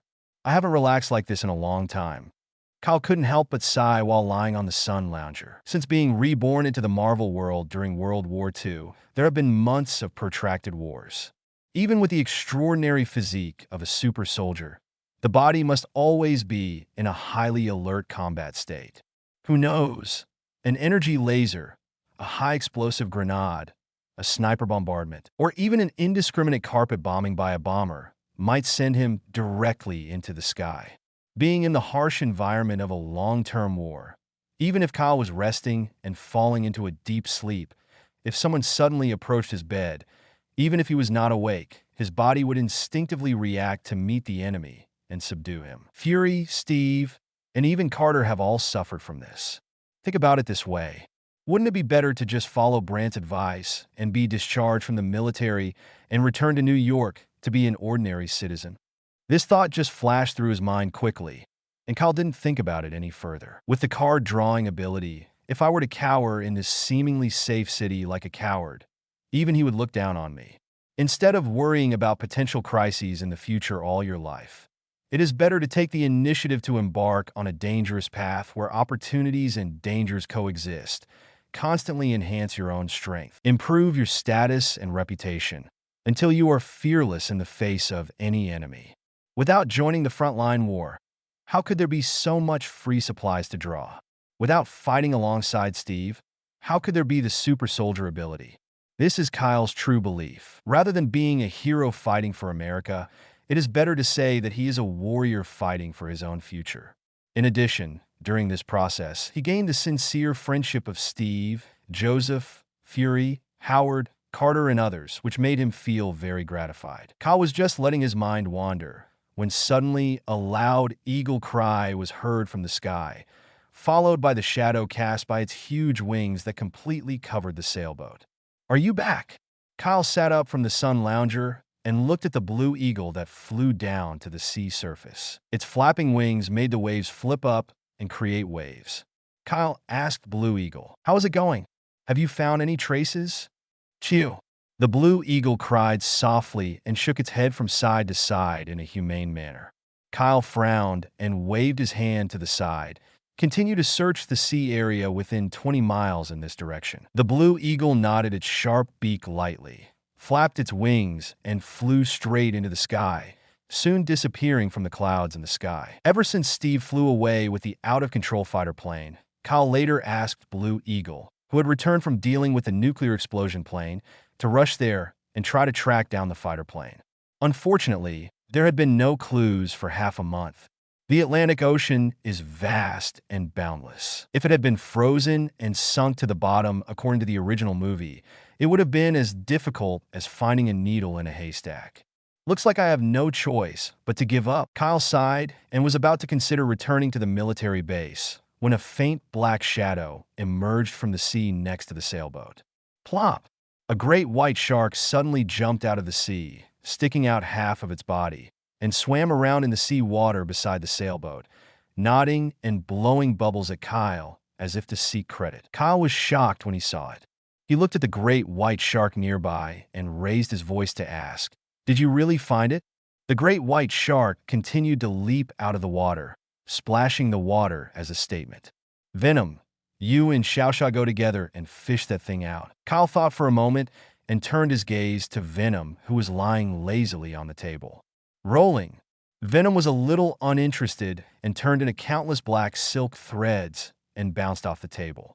It really had no interest in sharks, which were animals with low IQ and low intelligence. But since it was Kyle who gave the order, it could only obey directly. The black liquid threads wrapped around the great white shark in the sea water and soon covered its entire body, as if it had an extra layer of hard, dark keratin membrane. Even the great white shark's pupils turned red, and the teeth in its open mouth became more hideous and terrifying. When the venom attaches itself to the great white shark, it naturally takes control of its body. Go quickly and come back quickly. Oh, and don't touch the thing directly with your body. Kyle thought for a moment and embedded 2 wooden boards directly on the venom shark's teeth. Clamp it and bring it up. The venomous shark flicked its tail and quickly dived into the sea. After a while, its figure reappeared on the waves on the sea surface, and at the same time, the brilliant blue light also brightened the sea water little by little. The venom shark poked its head out of the sea, and Kyle's eyes immediately fell on its mouth, where 2 wooden boards sandwiched a square blue light cube, which contained a hint of mysterious and wonderful aura. Tesseract. Chapter 51. Space Gems, Colorless Cards. The Rubik's Cube is a square cube. When observing from close up, the surface of the Rubik's Cube constantly exudes a mysterious and strange atmosphere, and it seems to contain a small universe inside. Kyle suppressed his inner excitement, materialized the vibranium arm guard item card, put it on his bare right hand, and then reached out to grab the Rubik's Cube clamped between the wooden boards and the venom shark's mouth. It was not until the hand protected by vibranium held the Tesseract that 2 card messages glowing brightly jumped into Kyle's vision. The colors of the 2 cards were not white, green, blue, or purple, but were almost colorless, yet had brilliant colors as pure as crystal. Tesseract. A container containing the Space Stone, one of the Infinity Gems, also known as the Infinity Cube. Colorless item cards. Possessing the power of space, he can open the door of space and teleport people and objects to anywhere in the universe. Current status. Cannot be extracted, connected to the space gem. Difficult to use. The second colorless card fits almost perfectly with the previous one, like overlapping shadows. Space gem. One of the 6 infinity gems in the universe, the gem that controls space. Colorless item cards. It is almost the earliest thing in the universe, and also almost the most powerful object in the universe. Using this gem, one can move oneself or any object to any space in the universe in an instant. You can also distort or rearrange the space at will according to your own will. And when it is taken to the extreme, you can easily achieve space teleportation, space stillness, and space backtracking. Current status: extractable, difficult to master and use. 2. Colorless item cards. Kyle was a little confused for a moment. He thought it was just a Tesseract item card, but the card drawing ability actually distinguished the gem from the Rubik's Cube container. The container cannot be extracted, but the space gem can be extracted. Do you want to smoke? Kyle thought carefully, weighed the pros and cons, and quickly made a decision. Smoke. It's a waste if you don't smoke. Even if this divine item had been left and used on Earth for more than half a century, it was not until the 21st century, when Thor's brother Loki came, that the mystery of space teleportation was gradually discovered. Although the Infinity Stones are still a hot potato when Thanos starts collecting the stones, if he has the opportunity to study and master the extraordinary ability of the Space Stones first, that would be a real step to success. Kyle made up his mind and focused his attention on the colorless card of Space Gem. Start extracting. Please keep 3 centimeters away from the object and continue to extract for 3 hours. The extraction reading starts. 10,799s, 10,798s. Kyle, maintain 3 centimeters and extract for 3 hours? You should know that the extraction of blue quality materials only takes 3 seconds within 1 meter. Should I say it's worthy of its colorless quality? Kyle smiled bitterly, holding the Tesseract in his hand, sitting back on the sun lounger and waiting patiently. Since he had no mission to complete, he could afford to wait this long. If he guessed correctly, colorless should be the highest quality card, and the difference between it and purple quality is unknown.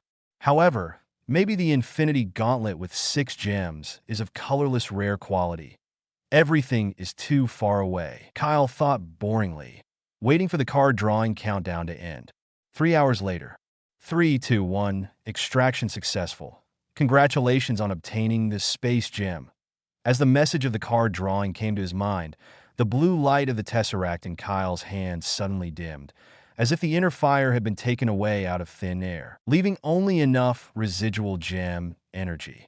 At the same time, in Kyle's exclusive card space, the moment the space gem, colorless card entered, it immediately soared up in an unstoppable manner, like a bright sun hanging at the highest point of the card space, suppressing the brilliance of tens of thousands of cards in the 6 major card areas in the space, thus demonstrating its supreme status.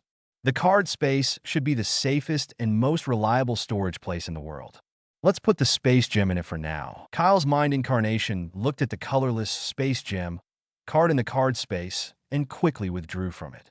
The space gem does not mean that you can exert the corresponding ability just by holding it. For him, it was like a child getting an energy weapon.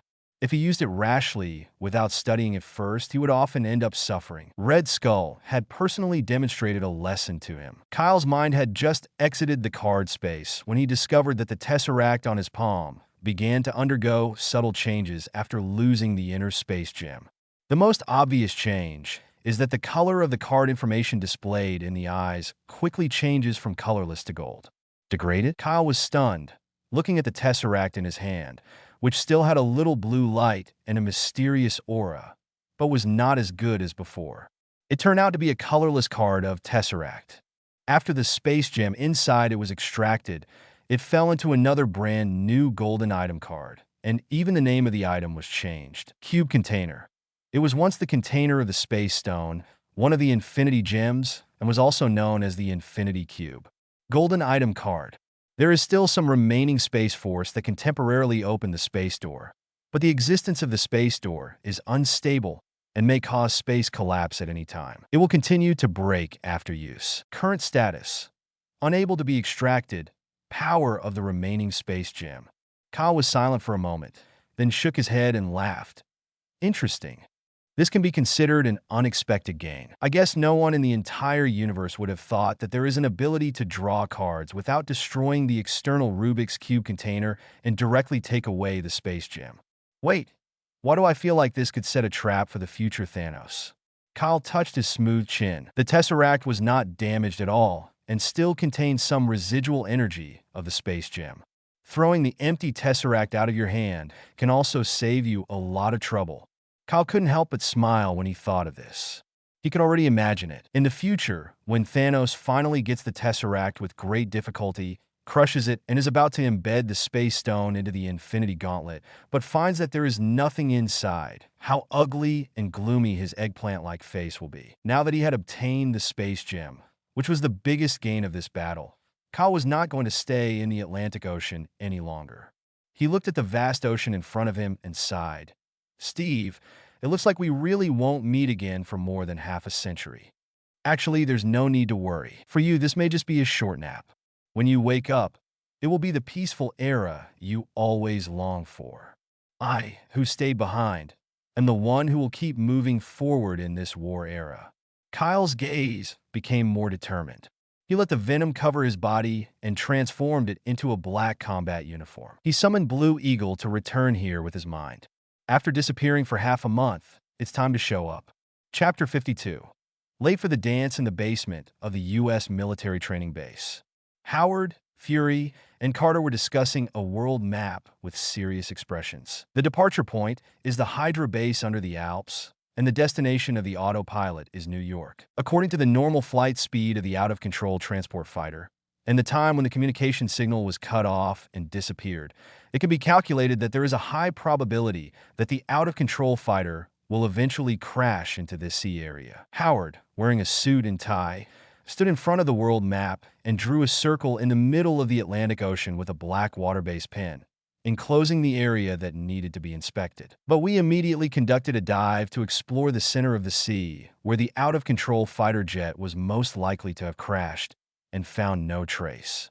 So we inevitably have to consider whether the out-of-control fighter jet deviated from the autopilot trajectory, as well as the distribution of ocean currents and sea glaciers at the time. Having said this, Howard's expression became heavy. He picked up his pen and drew another larger circle outside the original circle to enclose the map of the Atlantic Ocean. Fury, who was sitting in the seat below, shook his head and sighed. If we use submarines to dive into the seabed every 10 meters to carefully check the area, we won't be able to find the wreckage of the fighter plane even if we spend 10 years. We can't give up, Carter said with a stern face and a firm tone. Those two people won't die so easily. They promised that they would come back.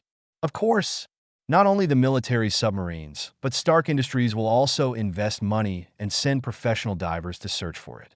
We won't give up until we find it. Howard nodded in agreement and was silent for a moment before expressing his concerns. I'm afraid that the out-of-control fighter plane will encounter sea ice. There are many cold currents in the Atlantic during the winter. If the crash fighter plane is frozen and sinks to the bottom of the sea, we won't be able to find even a single part of the fighter plane, even if we search for it for 100 years. After these words were spoken, Fury and Carter in the basement fell silent. In fact, after the out-of-control fighter plane lost communication and crashed into the sea, although the U.S. military also sent fighter planes and submarines to try their best to search for it, they had already assumed that Steve and Kyle had unfortunately died. And even if they were found and brought back, most of them would only be body wreckage. However, even if Steve and Kyle's deaths were confirmed, the news would be suppressed by the military. After all, the death of heroes who symbolize the country would have an unbearable impact during wartime. At this moment, a reporting soldier came down the stairs and told Carter, "Agent Carter, someone outside the base sent something in, saying it's for you." Carter was puzzled, but he took the box from the soldier and asked subconsciously, "Who is that person?" A little girl who said she was Agent Carter's friend. The guard at the base didn't investigate her, so she ran away. We only brought the box in after it passed the instrument inspection and was confirmed to be safe. Thank you for your hard work. Carter nodded, and after informing the soldiers that they had left, He placed the box on the conference table. The cardboard box was neither too big nor too small, and the opening was sealed with tape. There was a small piece of English written on it. To Carter. Carter looked at the English words with her beautiful eyes and was stunned. Howard also felt that the atmosphere of the meeting was too heavy and couldn't help but jokingly said, "Could it be that some gentleman who admires you sent this to you? It might be intelligence information. Let me help you open the box." Fury raised his hand to offer help. After Carter's permission, he quickly took the scissors and cut the sealing tape to open it. The box was quickly opened by this tough guy, and the contents were revealed under the dim light. It was a brand new, folded red evening dress with a card with a rose on the front. Dress? Rose card? Fury was disappointed. He had no interest in such women's items and returned to his seat directly. Howard shrugged. "It seems that what I said was true. Miss Carter, do you need a messenger to protect you?" Carter said nothing, but walked forward and picked up the rose card from the box. After turning it over, the back of the card still had the words written in English. "I solemnly invite Miss Carter. On Friday, which is tomorrow night at 8 o'clock, attend the Toonio Club song and dance party. It's him. He's back," Carter said softly. "Back?" Howard and Fury were both slightly stunned, looked at each other, and then looked at her eagerly. "Who are you talking about?" A day passed, and Friday night arrived as expected. In the big city near the base, the Toonio Club is located in the center of the most prosperous street. The carpet at the main entrance is spread inward, and the lighting maintains a romantic neon light. Beep! An extended luxury car stopped steadily in front of the main entrance of the club. Howard, the driver, got out first and opened the passenger door like a gentleman. A slender foot in high heels stepped out first, and then Carter, wearing a luxurious strapless evening gown, got out of the car. Her beautiful and cool face looks outstanding and charming after careful makeup. Her golden hair is combed up, revealing her delicate collarbone. Further down, the strapless evening dress cleverly shows off her perfect shoulders and body lines, with sexiness and elegance coexisting. The red-based evening dress contrasts with her fair skin, making it hard to look away. "Carter, you must be the most dazzling person at the party tonight." Howard sighed and waved his hand to urge, "Hurry up and go in. Don't keep people waiting for too long." After saying that, Howard sat back in the driver's seat of the car, started the extended version of the car, and drove away, leaving Carter standing alone in front of the door. Carter took a deep breath, pressed his palms lightly on his chest, and walked into the club nervously. Passing through the main entrance guarded by formally dressed waiters and walking into the corridor, I found that it was not as lively as usual inside. Quite the contrary. Except for the faint lights in the corridor that maintained visibility, the main dance hall of the club where the party was held was completely dark. There was no music, no lights, no other guests, not even the club attendants. Carter looked at the silent and dark hall in front of him and was about to call out. But at this moment, the lights around and above his head suddenly lit up. Wow! The originally dark main hall suddenly became brightly lit, and then soft music played by various instruments sounded. As if they had rehearsed countless times, pairs of gentlemen and ladies held hands and poured into the main hall from all directions, dancing gracefully to the singing. "Is that you?" Carter couldn't help asking, looking around at the people around him who were dancing to the tune, as if trying to find a familiar figure among them. "No." A familiar low voice sounded from the musician playing the song. Carter looked in the direction of the voice and saw a handsome young man in a black tuxedo standing up from the piano seat. "It's me." "You must be disappointed." Kyle spread his hands and said to Carter, who was standing in the center of the main hall, "Yeah, even if you're here as a substitute, you're still too late." Carter smiled, his beautiful eyes faintly filled with tears of excitement. Chapter 53. One night, Toonio Club, main lobby. The classical lamps hanging from the walls and ceiling illuminate the ballroom. Beautiful music flows through the hall like water. Pairs of gentlemen in suits and ladies in gowns dance gracefully, enjoying themselves in this entertainment venue far away from the smoke of war. If the club here had not been booked out and professional dancers had been dressed up as dancing guests, then Kyle's appearance in a tuxedo would have surely attracted a lot of attention and caused a sensation among the public. Kyle, the youngest major in the United States, is a hero who symbolizes American strength and conquest. After the Hydra organization was eradicated, he has once again become a legendary figure that is talked about in the streets and alleys of Europe and the United States. Although it may be an exaggeration to describe him as a legend, he was able to single-handedly influence and reverse the situation on the entire European battlefield, causing serious damage to Germany, which had strong military power during World War II. In the eyes of American soldiers and some fanatical fans, Kyle is a true legendary hero, whose fame and prestige even exceed those of generals and officers. Things are fine in Europe now. In the United States today, for every recruitment video shown, 6 out of 10 films will be exclusively for Kyle, and the other 4 will be war documentary clips of Kyle and Captain Steve fighting side by side. It is conceivable how strong Kyle's aura as a war hero is now. Hope dimmed, then ignited again, and the confident young man returned as promised. Carter stood in the middle of the ballroom, staring at Kyle as he walked out from the crowd of singers and dancers, and was speechless for a moment. Kyle also remained silent, not knowing what to say. Finally, he took a deep breath and said, "I'm sorry I didn't bring Steve back." As soon as these words were spoken, the originally relaxed and joyful atmosphere suddenly became heavy. Carter took a few steps forward, shook his head, and said, "You can't be blamed alone. We couldn't predict what would happen on the fighter plane." "No, I could have predicted it a little bit. I didn't take Schmitz seriously enough. I thought." Before Kyle finished speaking, Carter shook his head at him again and said slowly, "That's enough. It's all over." After saying that, Carter stretched out her hand slightly forward, with a hint of anticipation hidden deep in her beautiful eyes, and she opened her red lips slightly. "Didn't Steve ask you to come on his behalf and invite me to dance? Why did you come just now? It's been 2 weeks. The sea is a bit far, and I'm late." Kyle made up an excuse, hesitated for a moment, and then reached out his hand, like a gentleman like Howard, and held Carter's soft hand.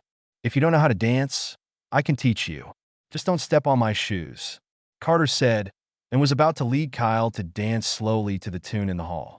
"That's not necessary." Kyle laughed dumbly. There weren't many common skills in the world that he didn't know.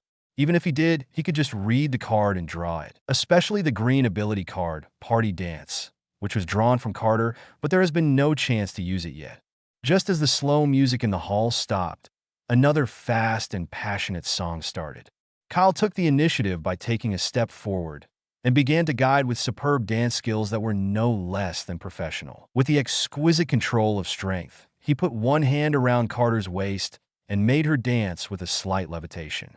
Carter quickly followed the pace, her red skirts spinning and fluttering. A hint of surprise flashed across her beautiful eyes.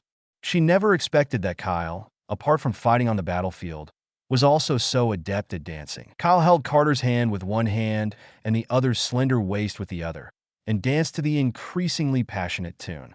With his agile and perfect figure, the tuxedo on him naturally beats the thin gentleman in the urban greenhouse. He lacks the coldness and murderousness of the black combat uniform, and has more gentleness and handsomeness.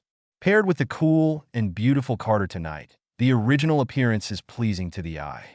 In addition, the two danced vigorously and neatly, cooperated well, and completed difficult moves easily. Each other's hand movements and steps were in line with the original tune of the song.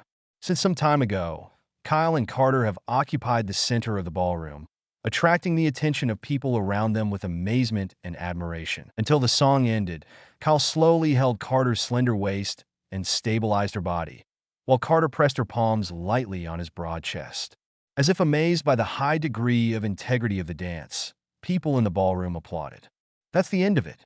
Kyle shrugged and withdrew his hands. A trace of disappointment flashed across Carter's beautiful eyes, and she could only slowly put her hand down, saying in surprise, "I didn't expect you could actually dance.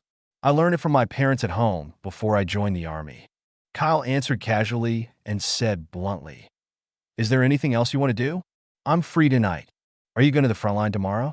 By the way, you haven't reported back to the base for half a month." Carter thought for a moment, then mustered up the courage to say, "Well, let's go for a drink." "Drinking, you and me?" Kyle looked at Carter in surprise. "Isn't it common for comrades to drink among brothers?" Why would men and women drink alcohol? He thought about it and said hesitantly, "You don't really like me like Steve said, do you?" Carter was stunned for a moment, avoiding Kyle's scrutinizing gaze, and waved his hand. "How is this possible? You're overthinking it." "That's good." Kyle breathed a sigh of relief and said with a relieved smile, "I told you that Steve lied to me in the end. Even if he didn't say that, I would still take care of you. I don't need you to take care of me." Carter glanced at him and said in a much colder tone, "Do you want a drink or not?" Kyle nodded. "Drink. It's a rare opportunity to relax. Why not drink? Just don't get drunk. I can't support someone as big as you." Carter snorted coldly. "You must be kidding. How is that possible?" Kyle shook his head in boredom. This worry did not exist at all. His super soldier physique's metabolism is 4 times that of a human's. How can he be intoxicated by just a little alcohol? The next morning, the breeze from the window blew up the white gauze curtains, and dazzling golden sunlight poured into the room. Kyle gradually woke up from the bed, his head still a little dizzy, with the slight aftereffects of being drunk last night. Really drunk. Kyle lay in bed with his arms and legs spread out, grinning bitterly.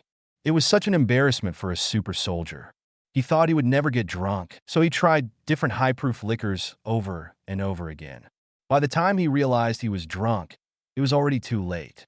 But this is also because he is in a resting stage, and getting drunk once to relieve the pressure of war is not a big deal. If he is in a period of waiting for battle or on a mission, he will not even touch a sip of alcohol. By the way, I really troubled Carter last night.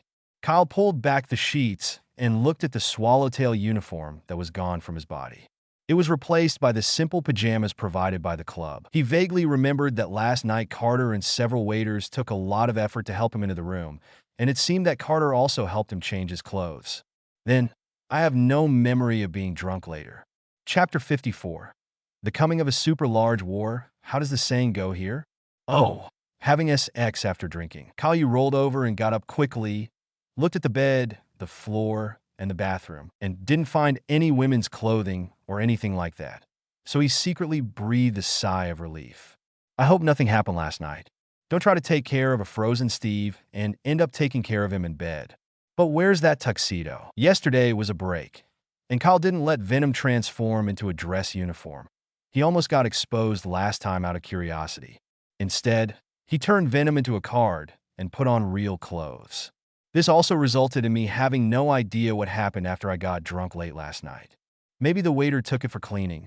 Kyle didn't care. It was just a piece of clothing, not a very expensive thing.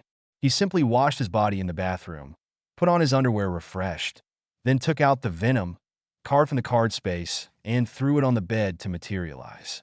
Rolling, Venom moved in the quilt, human-like, hanging down of black lines formed by its own liquid, as if telling Kyle something aggrievedly. It was used to coexisting with Kyle on the battlefield and became more and more addicted to this symbiotic state. In other words, all living things subconsciously yearn for evolution. The symbiotic race of Venom originally relied on integrating with other creatures, gradually learning the host's physical abilities, and thus achieving the evolutionary process of improving its own strength. Okay, it's time to return to the base," Kyle said, reaching out to Venom, and Venom's liquid body suddenly turned into countless black lines in joy and happiness, extending along his palm to his body, entwining, wrapping, and finally transforming. Kyle looked at the black suit on his body and patted the logo on his chest unhappily. This is not a combat suit. Change into something more casual first. Swish. Like a chameleon changing its camouflage, Kyle's combat uniform quickly changed into a jacket and jeans. There are a few benefits to carrying Venom with you on a daily basis. You can save money on clothes and the trivial time of changing clothes. After leaving his room, Kyle walked in the corridor of the club. The waiters along the way greeted him good morning in a flattering manner. As a VIP with both military power and wealth, they wished that Kyle would book the club to hold a dance party every day. As he was about to walk out of the club's main entrance, Kyle seemed to remember something and stopped a passing waitress to ask, "I want to ask you something. Where's the lady who danced with me last night?" "Mr. Kyle, you were talking about Miss Carter, right?" The waitress stopped and turned to answer him. "Miss Carter left the club alone very early this morning." "Really? You didn't even wait for me to return to the base together." Kyle shook his head, reached into his wallet pocket with his left hand, and materialized something hidden in the pocket. He quickly took out a club card and handed it to the waitress. "Here is the VIP card I opened last night at your place. There should be more than 9,000 US dollars in the deposit. When Carter comes here to dance again in the future, all expenses will be paid from here." "Okay." The waitress lowered her head and took the VIP card with both hands. When she looked up again, she found that Kyle had walked out of the main door, leaving her with a tall and cold back. Basement of the training base, scientific research department. Just as Kyle stepped into the door, there was a loud explosion inside. A familiar figure in a research suit was thrown to the ground by the blast, with smoke coming out of his body. "Howard, you are still the same as always," Kyle said with a strange look on his face, staring at the scientific gentleman lying on the ground. The gentleman was stunned when he saw Kyle at the door. Then he rubbed his eyes and got up from the ground excitedly after confirming that it was him. "Kyle, you are finally back." Howard walked forward quickly. Due to his height, he could only hold Kyle's belt a little higher. He said excitedly, "If you don't come back, I won't be in the mood to go to parties and bars during this period. You are not only my friend and comrade in arms, but also the best partner to create a top industry with me in the future." The last sentence is the key. "I haven't finished researching the things I give you yet, so don't try to take some black technology from me again." Kyle complained and pushed him away from him, trying to prevent fire, theft, and Howard's glance. If Carter hadn't asked to go alone last night, I would have been unable to resist going into the club to see you," Howard said with a smile. He was genuinely happy that his best friend was back. Did you know that the box was given by me?" Kyle looked at Howard in surprise. There was a ball gown and a rose card and so on. Most people would think it was another gentleman who admired Carter. At worst, they would just mistake it for Steve coming back. Howard said cheerfully, "You underestimated Agent Carter. She recognized the English handwriting you wrote on the box and the card as yours at a glance." "Really?" Kyle fell silent, his mind flashing through the scenes of last night, and he realized if he had missed something. "By the way, didn't beautiful Carter come back with you? Could it be that?" Howard's eyes became strange, similar to studying scientific strategies, full of a gentleman's curiosity. "Don't get me wrong, nothing happened between her and me last night. I thought she had already returned to the base." Kyle waved his hands guiltily and changed the subject. "By the way, when I entered the training base, I noticed that the number of soldiers stationed in the base had decreased a lot." "And where did Fury go?"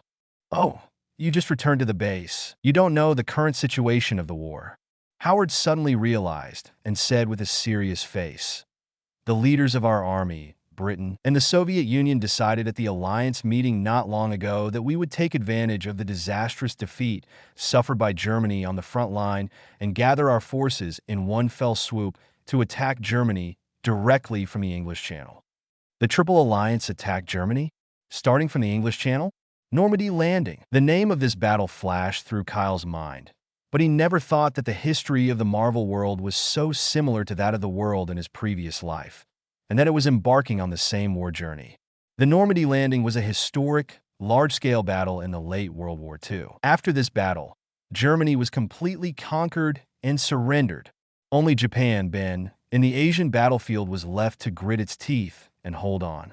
Howard continued, "Last night, we sent the news of your return to the headquarters.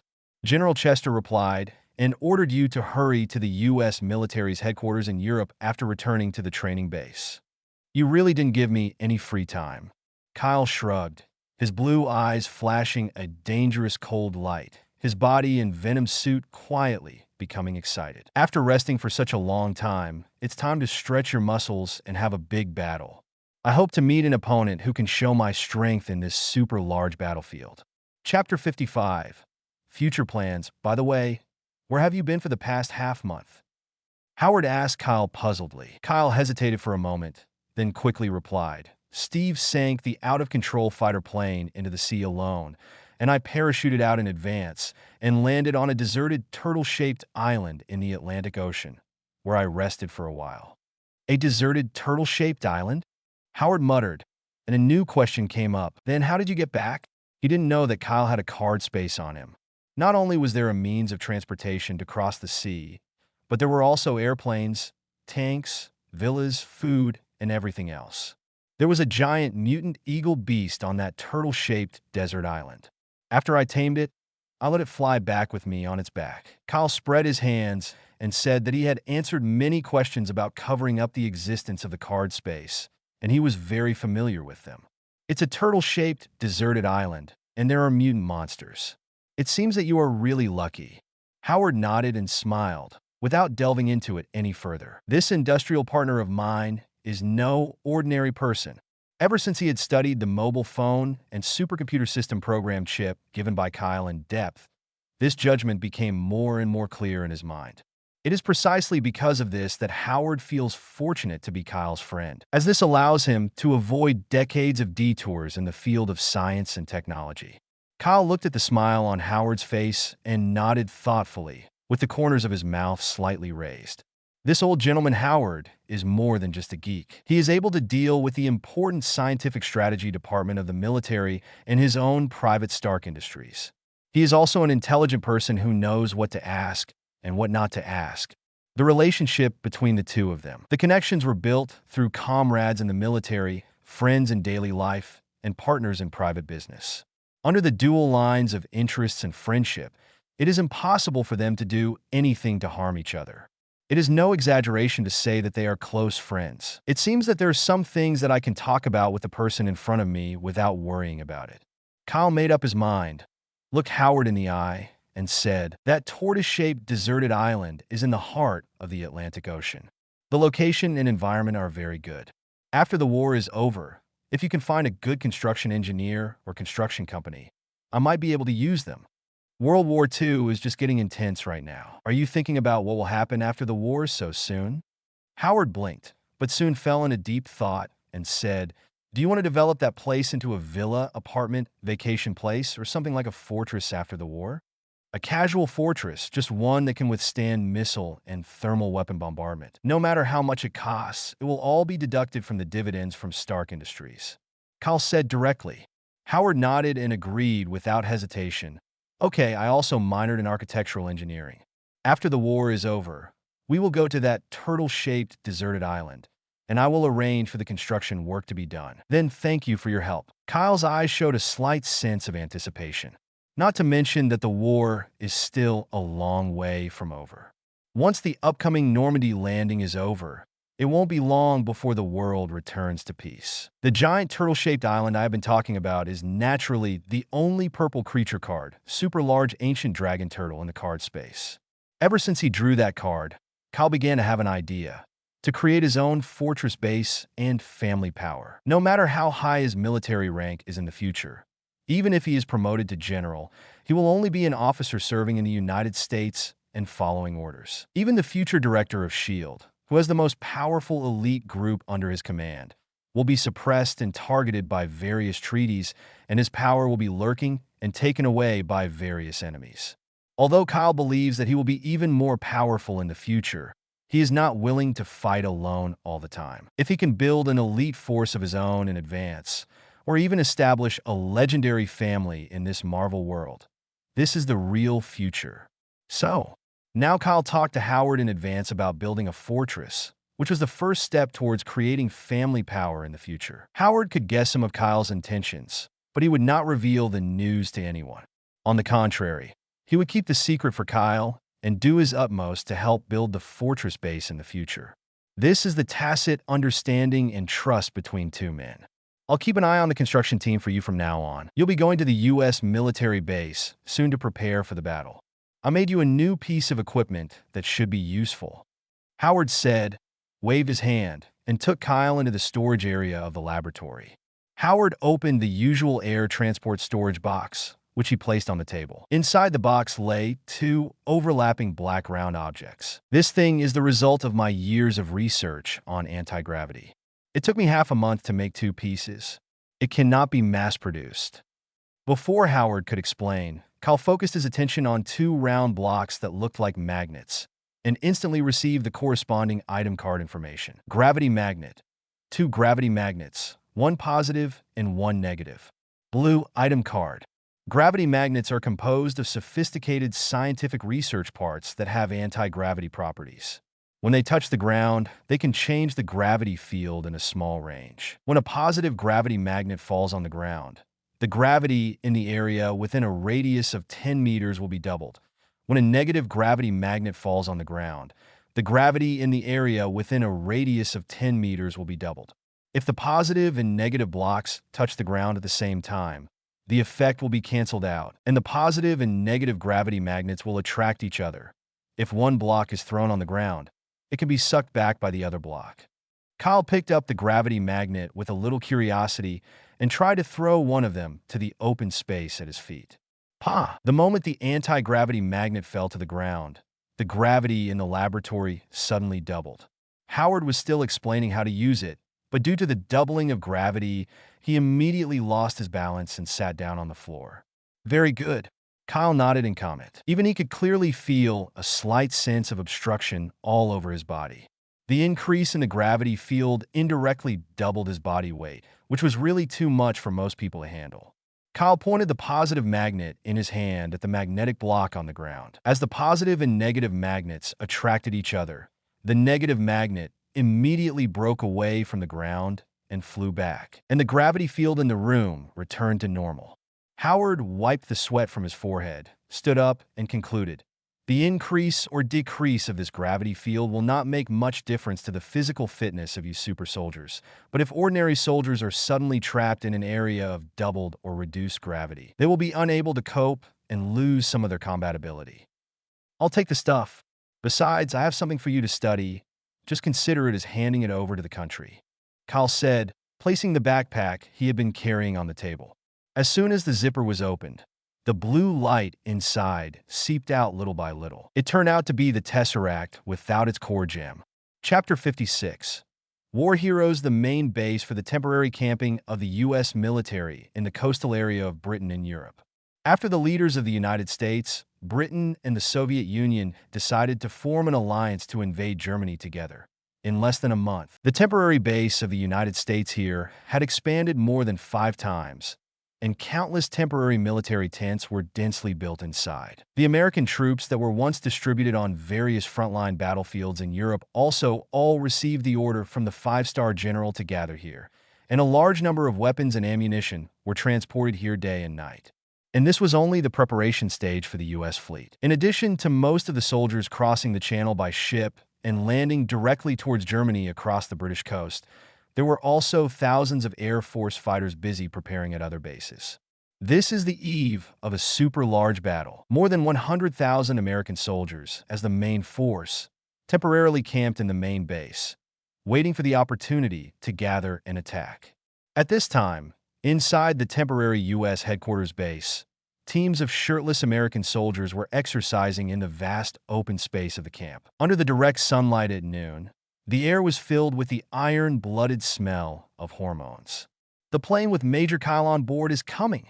The hero who symbolizes America's power and conquest has arrived at our headquarters. No one knew who first spread this kind of news, but it soon turned into a sensational hurricane that swept across the entire U.S. base. Kyle is here. This devilish slogan, which could instantly stop the naughty behavior and crying of German children, had another kind of almost fanatical group inspiring effect when heard by American people and soldiers. In just half a minute, almost all idle American soldiers rushed to the parking area of the main base to meet the plane. For a moment, half of the roads inside the main base were filled with flying dust. Joseph, who was also at the main base, opened the doors and windows of the officers' meeting room and looked out the window at the soldiers running frantically. He couldn't help but sigh. Kyle is really amazing. As long as he comes, the morale of the entire base army will soar rapidly. This is the charm of a war hero. Brant sat gloomily in his office, staring blankly at the headquarters which had suddenly become lively, pursing his lips and saying nothing. Joseph blinked and said, "Brant, are you still struggling with the previous conflict? I believe Kyle has forgotten that little thing a long time ago." Of course he forgot. Brant shook his head and said unhappily, "I am still a second lieutenant, and he is already a major, and he is also an American hero. It is my honor to have competed with an American hero in shooting." Joseph sighed, knowing that Brant still couldn't let go of the past during his training period. Indeed, a recruit who was not favored by his instructor had his name remembered by half the world in less than a year. This was really a huge damage to the reputation of the recruit instructor. But who can be blamed for this? Then I'll go over and take a look. It's dusty outside, so you just stay inside. After saying that, Joseph put on his hat, walked out of the meeting room, and closed the doors and windows. Brant was left sitting alone in his office seat, and whatever he wanted to say turned into a sigh in the end. Originally, from the recruits he taught, 2 American heroes could jump out at the same time in the parking area of the main base. The transport fighter plane slid down from the end of the runway with a buzzing sound and stopped steadily on the ground. For soldiers with guns in hand jumped out of the plane door first, put down the stairs, and then stood guard in the open space in front of the fighter plane door face to face. Kyle stepped onto the stairs lowered from the fuselage and walked out of the transport fighter. He was wearing his usual black and cool uniform, with 2 small energy pistols tied to the outside of his legs, a sodium carbon steel sword in a leather sheath hanging on his back, a cross symbol of the devil on the chest of his uniform, and the insignia of the rank of American Major on his left shoulder. The sunlight outside was very dazzling. Kyle wanted to block the sun with his hands, but as soon as he stepped off the transport fighter and looked forward, he was slightly stunned.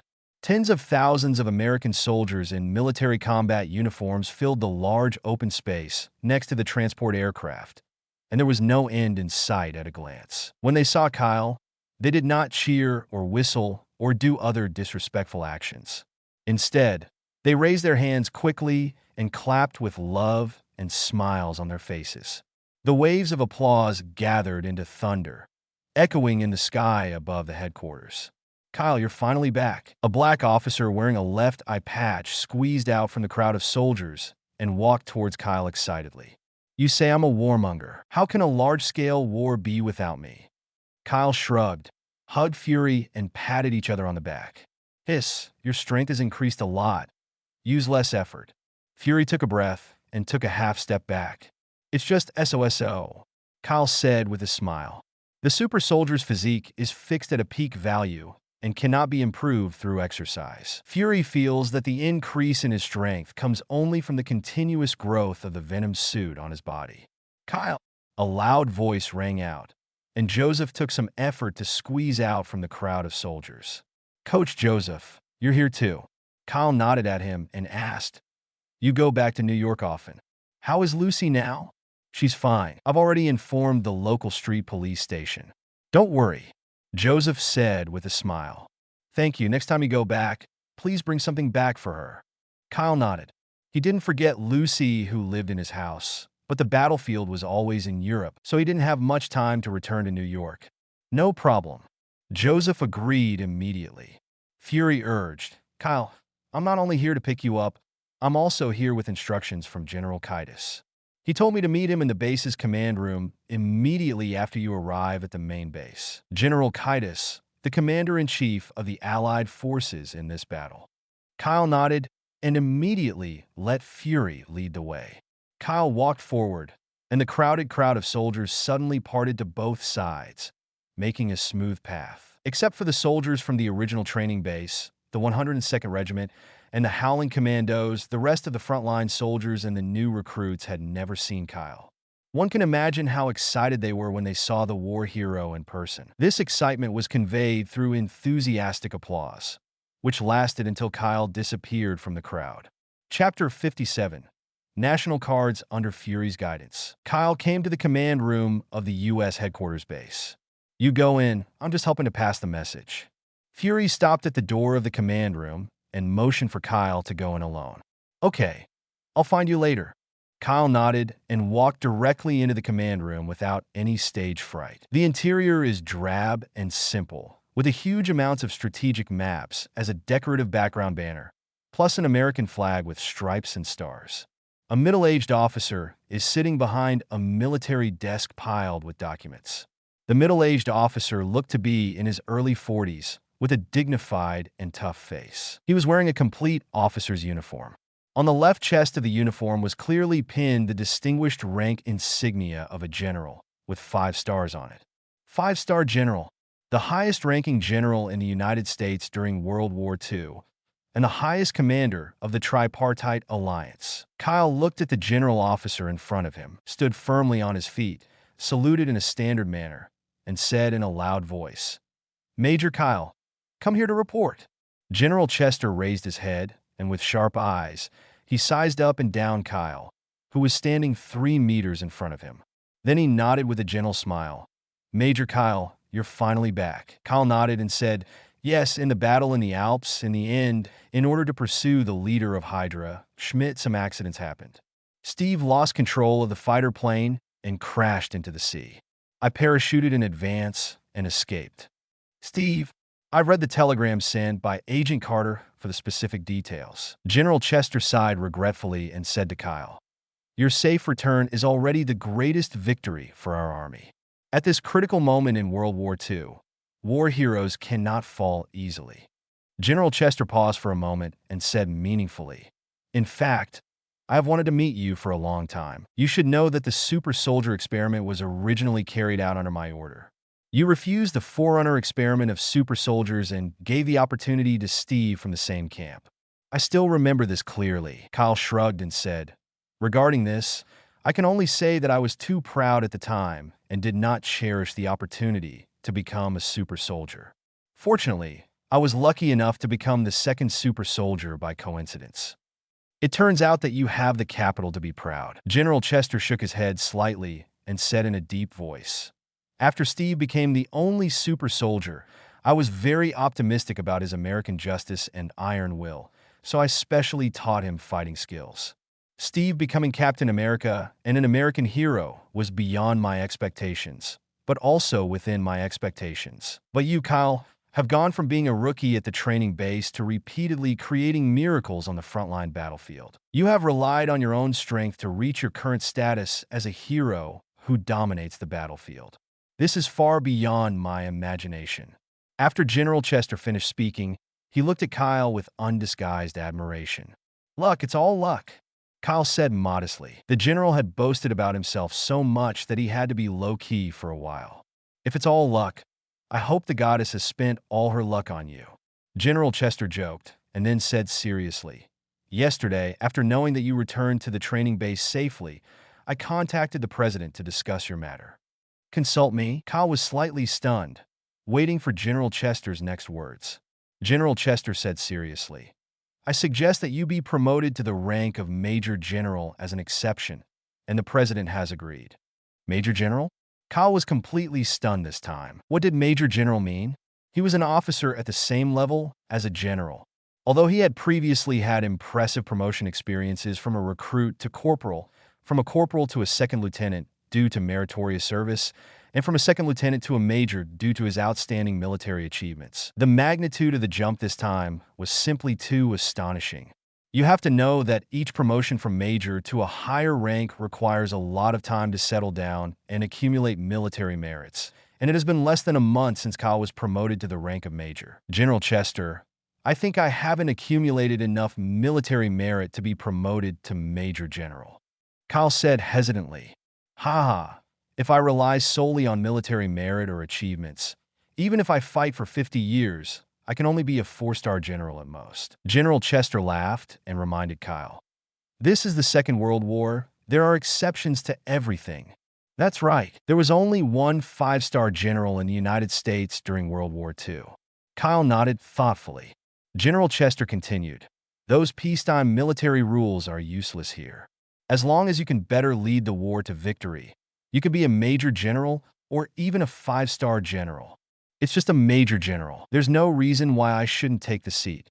Kyle nodded confidently, throwing out his last bit of concern. "It's just that on the battlefield, I'm better at fighting alone than commanding soldiers. Isn't it a bit too luxurious to give me the rank of Major General?"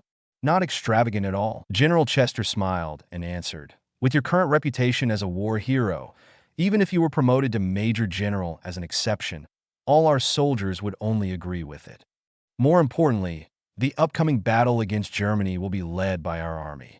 As a hero representing our country, your status as a major may make some officers from other countries look down on you." Hearing this, Kyle quickly understood. General Chester made an exception and promoted him to Major General, not only for him, but also for the face of the entire country and the army. A hero who symbolizes national power and conquest is only a major? That won't do. He must be at least a general. General Chester finally said slowly. Part of the troops you command can be handed over to officers you trust enough to command. If there are no other problems, you will be a major general from now on, and the corresponding rank badge can be handed over to you now. I will also help you submit the relevant information, and this promotion information will be spread before our army and the Allied forces meet up. General, you have already arranged everything, so why should I refuse? Kyle spread his hands. The rank of Major General was forced upon him. There was no reason for him to refuse. 5 minutes later, Kyle left the command room in silence. Fury had been waiting not far from the command room door. When he saw Kyle coming out, he immediately went up to him and said, "Hey, Kyle, what's wrong? You look unhappy. Look for yourself." Kyle raised his left shoulder expressionlessly. "Huh? How come your rank of major has changed to 2 stars? Fury stopped talking in astonishment, wiped his right eye, and said bitterly with eyes wide open, "Is there something wrong with my other eye? How come I can see the badge of the rank of Major General?" "You read it right. It's the rank of Major General," Kyle said boringly. "Promotion is a good thing. The problem is, being promoted to Major General like this really doesn't give me a sense of accomplishment." Chapter 58, Super Agent. 3 days later. The time for the Allied forces of the 3 countries to gather and land on the enemy coast was approaching. In the early morning, when the sky was just beginning to turn pale, dozens of large steel ships were ready to be moored near the coast of Britain, dropping anchor and waiting for the main force of the U.S. military base to board the ship first. At this time, in the waters slightly ahead of the other ships, a giant battleship lay across the sea like a tyrant, its flagpole with stripes and stars fluttering in the wind. The hull was protected by multiple layers of steel armor and was loaded with high-speed and powerful anti-aircraft guns. It is like a steel castle standing in the ocean. At the bow of the deck of this giant battleship, Kyle stood alone in the fence. In addition to the black battle suit transformed by venom, he also wore a general's coat that represented his status, making him look cold and majestic. Kyle is probably the only one who dares to wear a general's coat as a decoration. The wind from the sea blew in his face, lifting his fine golden hair and the sleeves of his general's coat. Tap, tap, tap. There were hurried footsteps coming from behind Kyle. Lieutenant Fury stood firm and saluted, saying, "Report." The captain of the ship, the Navy, the accompanying medical staff, and the land combat soldiers have all boarded the battleship. "Major General Kyle, please give us the next instructions." Kyle nodded. "Very good. Let them prepare for battle on the ship first. We still have half a day before we set sail for the attack." "Yes." Fury saluted and turned to leave, then turned back and said bitterly, "Kyle, are you a Major General or am I a Major General? It was okay when we were in the Howling Commandos, but now you are a general. It doesn't make sense for you to just throw management matters to me. It's the competent who get more work." Kyle shrugged and glanced back at Fury with a smile. "You know, I'm not very good at commanding. When I was in charge of the Howling Commandos, I left it to you to arrange the soldiers, not to mention this time's 3,000-man troop. Also, this is also to train your psychological endurance ability as early as possible, so that S.H.I.E.L.D. will be more of a concern for you in the future." Kyle murmured the last sentence completely quietly. "What are you talking about? The wind is strong, and I can't hear you clearly," Fury asked in surprise, but Kyle stretched and waved his hands, urging him. "Fury, all military command arrangements are left to you. Go quickly. Wait until my rank exceeds yours, and then you'll see how I order you around." Fury gritted his teeth, turned around, and left with a sullen face. He was just letting out some emotion. A higher rank than Kyle? Impossible. Within a year, he was promoted from a recruit to a Major General across multiple levels of ladders. The title of the youngest Major General in history is not enough to show how exaggerated this is. But 3 days ago, the news of the promotion spread throughout the U.S. headquarters base, and countless American soldiers camped there not only had no objection, but even felt that it was natural. An American hero who symbolizes strength and conquest. A soldier who forced the German army to withdraw from the European front line, and the greatest contributor to the destruction of the Hydra organization in one fell swoop. Just a major? That's not impressive. Major general is normal. It has to be said that all the soldiers in the U.S. military are Kai fans. If anyone dares to criticize him, his comrades in the same barracks will probably turn against him. Why do I feel like I'm the spokesperson for the war? Kyle touched his chin and yawned slightly towards the sea ahead. There was still some time to prepare for the war, and his body felt much more relaxed due to boredom. I should go back to the ship's control center and look at the strategic map. Kyle thought so and slowly walked away from the deck. But at the corner of the staircase, a petite female military doctor unexpectedly bumped into him. Huh. Kyle frowned slightly. Although his body was relaxed, his reaction speed as a super soldier was no fake. He cleverly dodged to the side and passed by the military doctor who was about to pounce on him. Then he reached back with his hand and grabbed the man's collar. Ouch! The female military doctor screamed in panic. By the time she came to her senses, Kyle had lifted her up by the collar like a kitten. Are you okay? Kyle asked, slowly putting the other person to the ground. The female military doctor was so frightened that her face turned pale. She sat down on the floor of the ship with her legs limp, shaking her short red hair. She said timidly and softly, "It's okay, I'm fine." Female? An army doctor? Kyle then took a quick look at the female military doctor on the ground. She looked to be in her early 16s at most, and her body had not yet fully developed. But it still cannot hide the fact that she is a little beauty, with reddish hair, fair skin, delicate face, slim figure, and the white dress of a military doctor. With such a pitiful expression, it seems that people want to protect her. Of course, Kyle is not a Lolita complex. He is not interested in the girl, but when he focused his attention, the ability card that appeared on the girl's body aroused his great interest. Proficient in emergency medical care. Proficient in ballet, proficient in English. Well, there's nothing wrong with these ability cards, but there's also true assassination mastery, true pistol mastery, true disguise mastery, close combat mastery, Soviet code mastery, psychological tactics mastery. Well, the above is fine, but in addition to these dozens of green ability cards, the young military doctor also has a most critical and important card. Super Agent, a super agent physique above the top agent, a mid-range version of a super soldier. Blue ability card. After genetic modification, the aging process is greatly slowed down, and the immune system and resistance to attack are enhanced. And obtain the top physical fitness, speed, reaction, and intelligence of normal humans, and maintain their own combat state for a long time. Current status. Can be extracted, cannot be possessed simultaneously with the super soldier ability. Interesting. Kyle whispered softly, his eyes lighting up slightly as he looked at the young military doctor on the ground. Interesting. The young military doctor was stunned for a moment. Then she covered her slender calf with a pitiful and aggrieved look, where her fair skin was scratched and some blood was oozing out. She took a deep breath timidly and said, "General Kyle, could you please take me to the ship's medical room?" Kyle did not respond, but asked, "What's your name?" "My name is Satana," the young military doctor said weakly. "Sir?" Kyle repeated, then quickly nodded with a smile and extended his hand. Just when Shatana thought Kyle was going to help her up, Kyle waved to a Navy soldier passing by and said, "Come here and take this military doctor to the infirmary." "Yes, General Kyle." The Navy soldier quickly obeyed and stepped forward to help Shatana away from the scene. It was not until the two disappeared into the ship's corridor that a hint of coldness appeared on Kyle's face. Soviet Union, Agent Red Room. Last time, he took away the seriously injured Bucky who fell into the glacier and transformed him into the Winter Soldier in the future. We are now a triple alliance. Are you still planning to do something secretly? Chapter 59.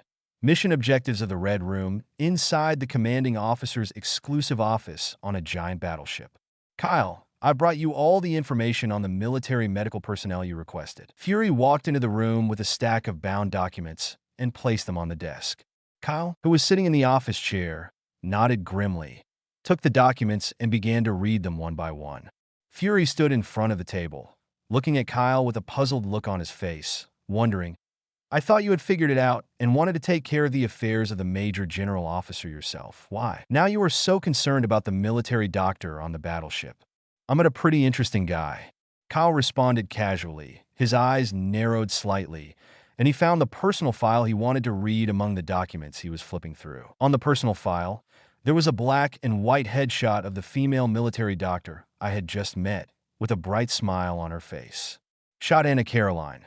Female, age 16, height 165 centimeters, weight 43 kilograms. Born in 1928, his home is located at B012, Atlanta, USA. Current family status: single, both parents are local farm workers. He was a student at the Holy Orders Medical School. In January 1944, he passed the school's volunteer application to support the front line, and in February he became a member of the Army's emergency medical team. 16 years old, just became a military doctor this month. Kyle raised his eyebrows, threw the file in his hand on the table, and asked expressionlessly, "Can a minor who just became a military doctor this month go directly on a battleship to participate in a large-scale battle?" That's nothing surprising. Fury touched his bald head and replied, "During World War II, there were exceptions to everything. The military medical staff was not sufficient, so they often launched propaganda from some hospitals or schools to recruit volunteers. There were more than 150,000 American soldiers deployed in this battle. Most of them were from the Army, so each warship needed to be equipped with a team of military medical staff." Kyle didn't say anything, tapping his fingers on the table, as if he was thinking about something. Fury was also a smart man. He looked at the file and said solemnly, "Is there something wrong with this female medical staff?" "There is a problem, but you don't have to worry about it. Leave it to me," Kyle said, and gave Fury a secret order. "I understand." Fury nodded and left the office room as if he had received an order. Kyle folded up the files on the table and put them in the drawer. A sneer appeared on the corner of his mouth. "I want to see what tricks the Soviet Union wants to play by sending an untrained agent." At this time, in the battleship's medical room, "Little Nana, I heard that you almost ran into Major General Kyle. Hey, is this true? Is Major General Kyle as cool and handsome as he is in the documentary? Is this the point? Be careful and don't cause trouble for the general next time." Four young female nurses in white dresses were discussing enthusiastically, and as they talked, their faces turned pink. After Shatana finished bandaging her slender calf, she sat on the single medical bed in the room, looking out at the blue sea from the round glass window beside her, in a daze and silence. The first plan, the unexpected encounter, failed. Recalling what happened just now, Shatana clenched her hands slightly, and the joints turned a little white. "Oh my God, is there anyone who treats a beautiful girl like a kitten like that? Normally, as a normal man, shouldn't you reach out and support her? Could it be that I'm not pretty enough?" Shatana subconsciously touched her own face. From the moment she entered the agent's red room, the organization had taught her to use any means necessary to achieve her goals. Of course, the temptation of beauty was one of the secret weapons exclusive to female agents. No, you can't deny your outstanding looks just because of one failure. The main reason for the failure is probably because the target person is not an ordinary normal man. Shatana thought secretly. After all, the other party was an executioner with tens of thousands of enemy lives on his hands and a war demon in the eyes of the enemy country.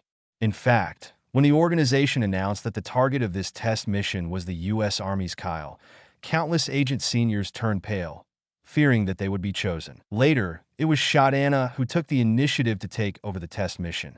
If you want to know the reason, it can only be said that she had no choice. His first mission was to kill the leader of the ninja organization Hand instead of Kyle. Compared with the latter, the former mission is safer for her as a Native American. Plan 1 has failed. We must find another opportunity to contact the target. Just as Shatana was thinking this, a Navy soldier suddenly rushed into the medical room in a panic. Major General Kyle may not be used to the environment here because he has never been on a ship before. He is not used to the environment here.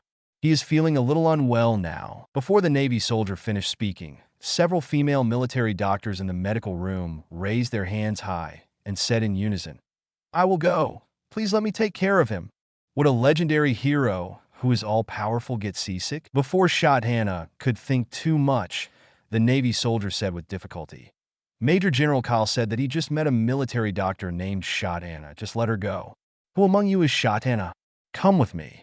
As soon as these words came out, Shot Hannah was stunned, and the other female military doctors also focused their envious eyes on her. The Navy soldier urged, "You must be Shot Hannah. Hurry up and bring the medical kit with you." "Oh, okay." Shot Hannah nodded after reacting, took a deep breath, and got off the medical bed with all her strength. No matter what, this is the best opportunity to get close to the target. The Navy soldier led Shot Hannah, who was carrying a medical kit, to the door of the office and knocked on it, reporting, "Major General Kyle, I have brought the military doctor here. Let her in." A steady voice of a young man came from behind the door. "Okay," the Navy soldier said, opened the door and motioned for Shot Hannah to go in by herself. Shot Hannah walked in slowly. As soon as she entered the office, the door behind her was closed by the Navy soldier who was leaving. She followed the line of sight and saw Kyle sitting in an office chair, resting his eyes with one hand on his forehead. His handsome face looked gloomy and uncertain, as if he was really sick. "General Kyle." Shot Hannah walked to the office chair and stopped, calling out tentatively. Kyle opened his eyes, looked at Shot Hannah, and whispered, "You're here." "I just came down from the deck, and my head started to feel dizzy and a little nauseous. This is a sign of seasickness. People who take a boat for the first time will feel slightly uncomfortable. You could take some seasickness medicine to reduce the reaction," Satana said softly as she found a box of pills in the medical box, carefully took out 2 pills, and handed them to Kyle. "Then let's give it a try." Kyle nodded, glanced at the seasickness pill, then took it and swallowed it along with the warm water in the cup. "For any item, as long as you concentrate, accurate item card information will appear before your eyes. This means that no matter how carefully designed the poison is, Kyle will not fall into the trap as long as he is prepared." However, what Shot Hannah gave him was just ordinary seasickness pills. Chapter 60. This widow is not too cold inside the battleship's office. Shot Hannah had no idea that she had been on the brink of death. She just looked at Kyle in the office chair with concern, waiting for his next instructions and orders. Kyle secretly laughed at this. The agents trained by the Soviet Red Room were indeed world-class. From super agent potions to the abilities that agents should have, they were fully equipped. Don't underestimate Shot Hannah. She is just an agent trainee. Her combat strength is so great that few soldiers or officers can beat her in a one-on-one fight in the entire U.S. military base. In addition, super combat ability is one thing, and infiltrating and disguising as a timid and weak American female military doctor is as easy as drinking water. "It's a pity that I met him." Kyle narrowed his eyes slightly. Shatana's stealth disguise could be said to be perfect, but it was nothing under the card-drawing ability. No matter how carefully you plan or how amazing your acting skills are, the bright blue ability card Super Agent on the back of your head will expose everything. The office was silent for a while. After taking a few sips of warm water, Kyle waved to Shot Hannah, who was standing there, frowned slightly, and said, "I feel a little dizzy. Do you know how to massage my head and shoulders? Please give me a little massage." No more novels? Take part in the voting. The most requested novels and those with the most likes will be chosen for publication on euroaudiobooks.com. There, I can upload as much as I want without the risk of receiving a strike. Our 18 novels and other content that exceed what is morally acceptable are only published on Patreon or the free novels page. Remember, the site is funded by donations on Ko-fi and Patreon memberships.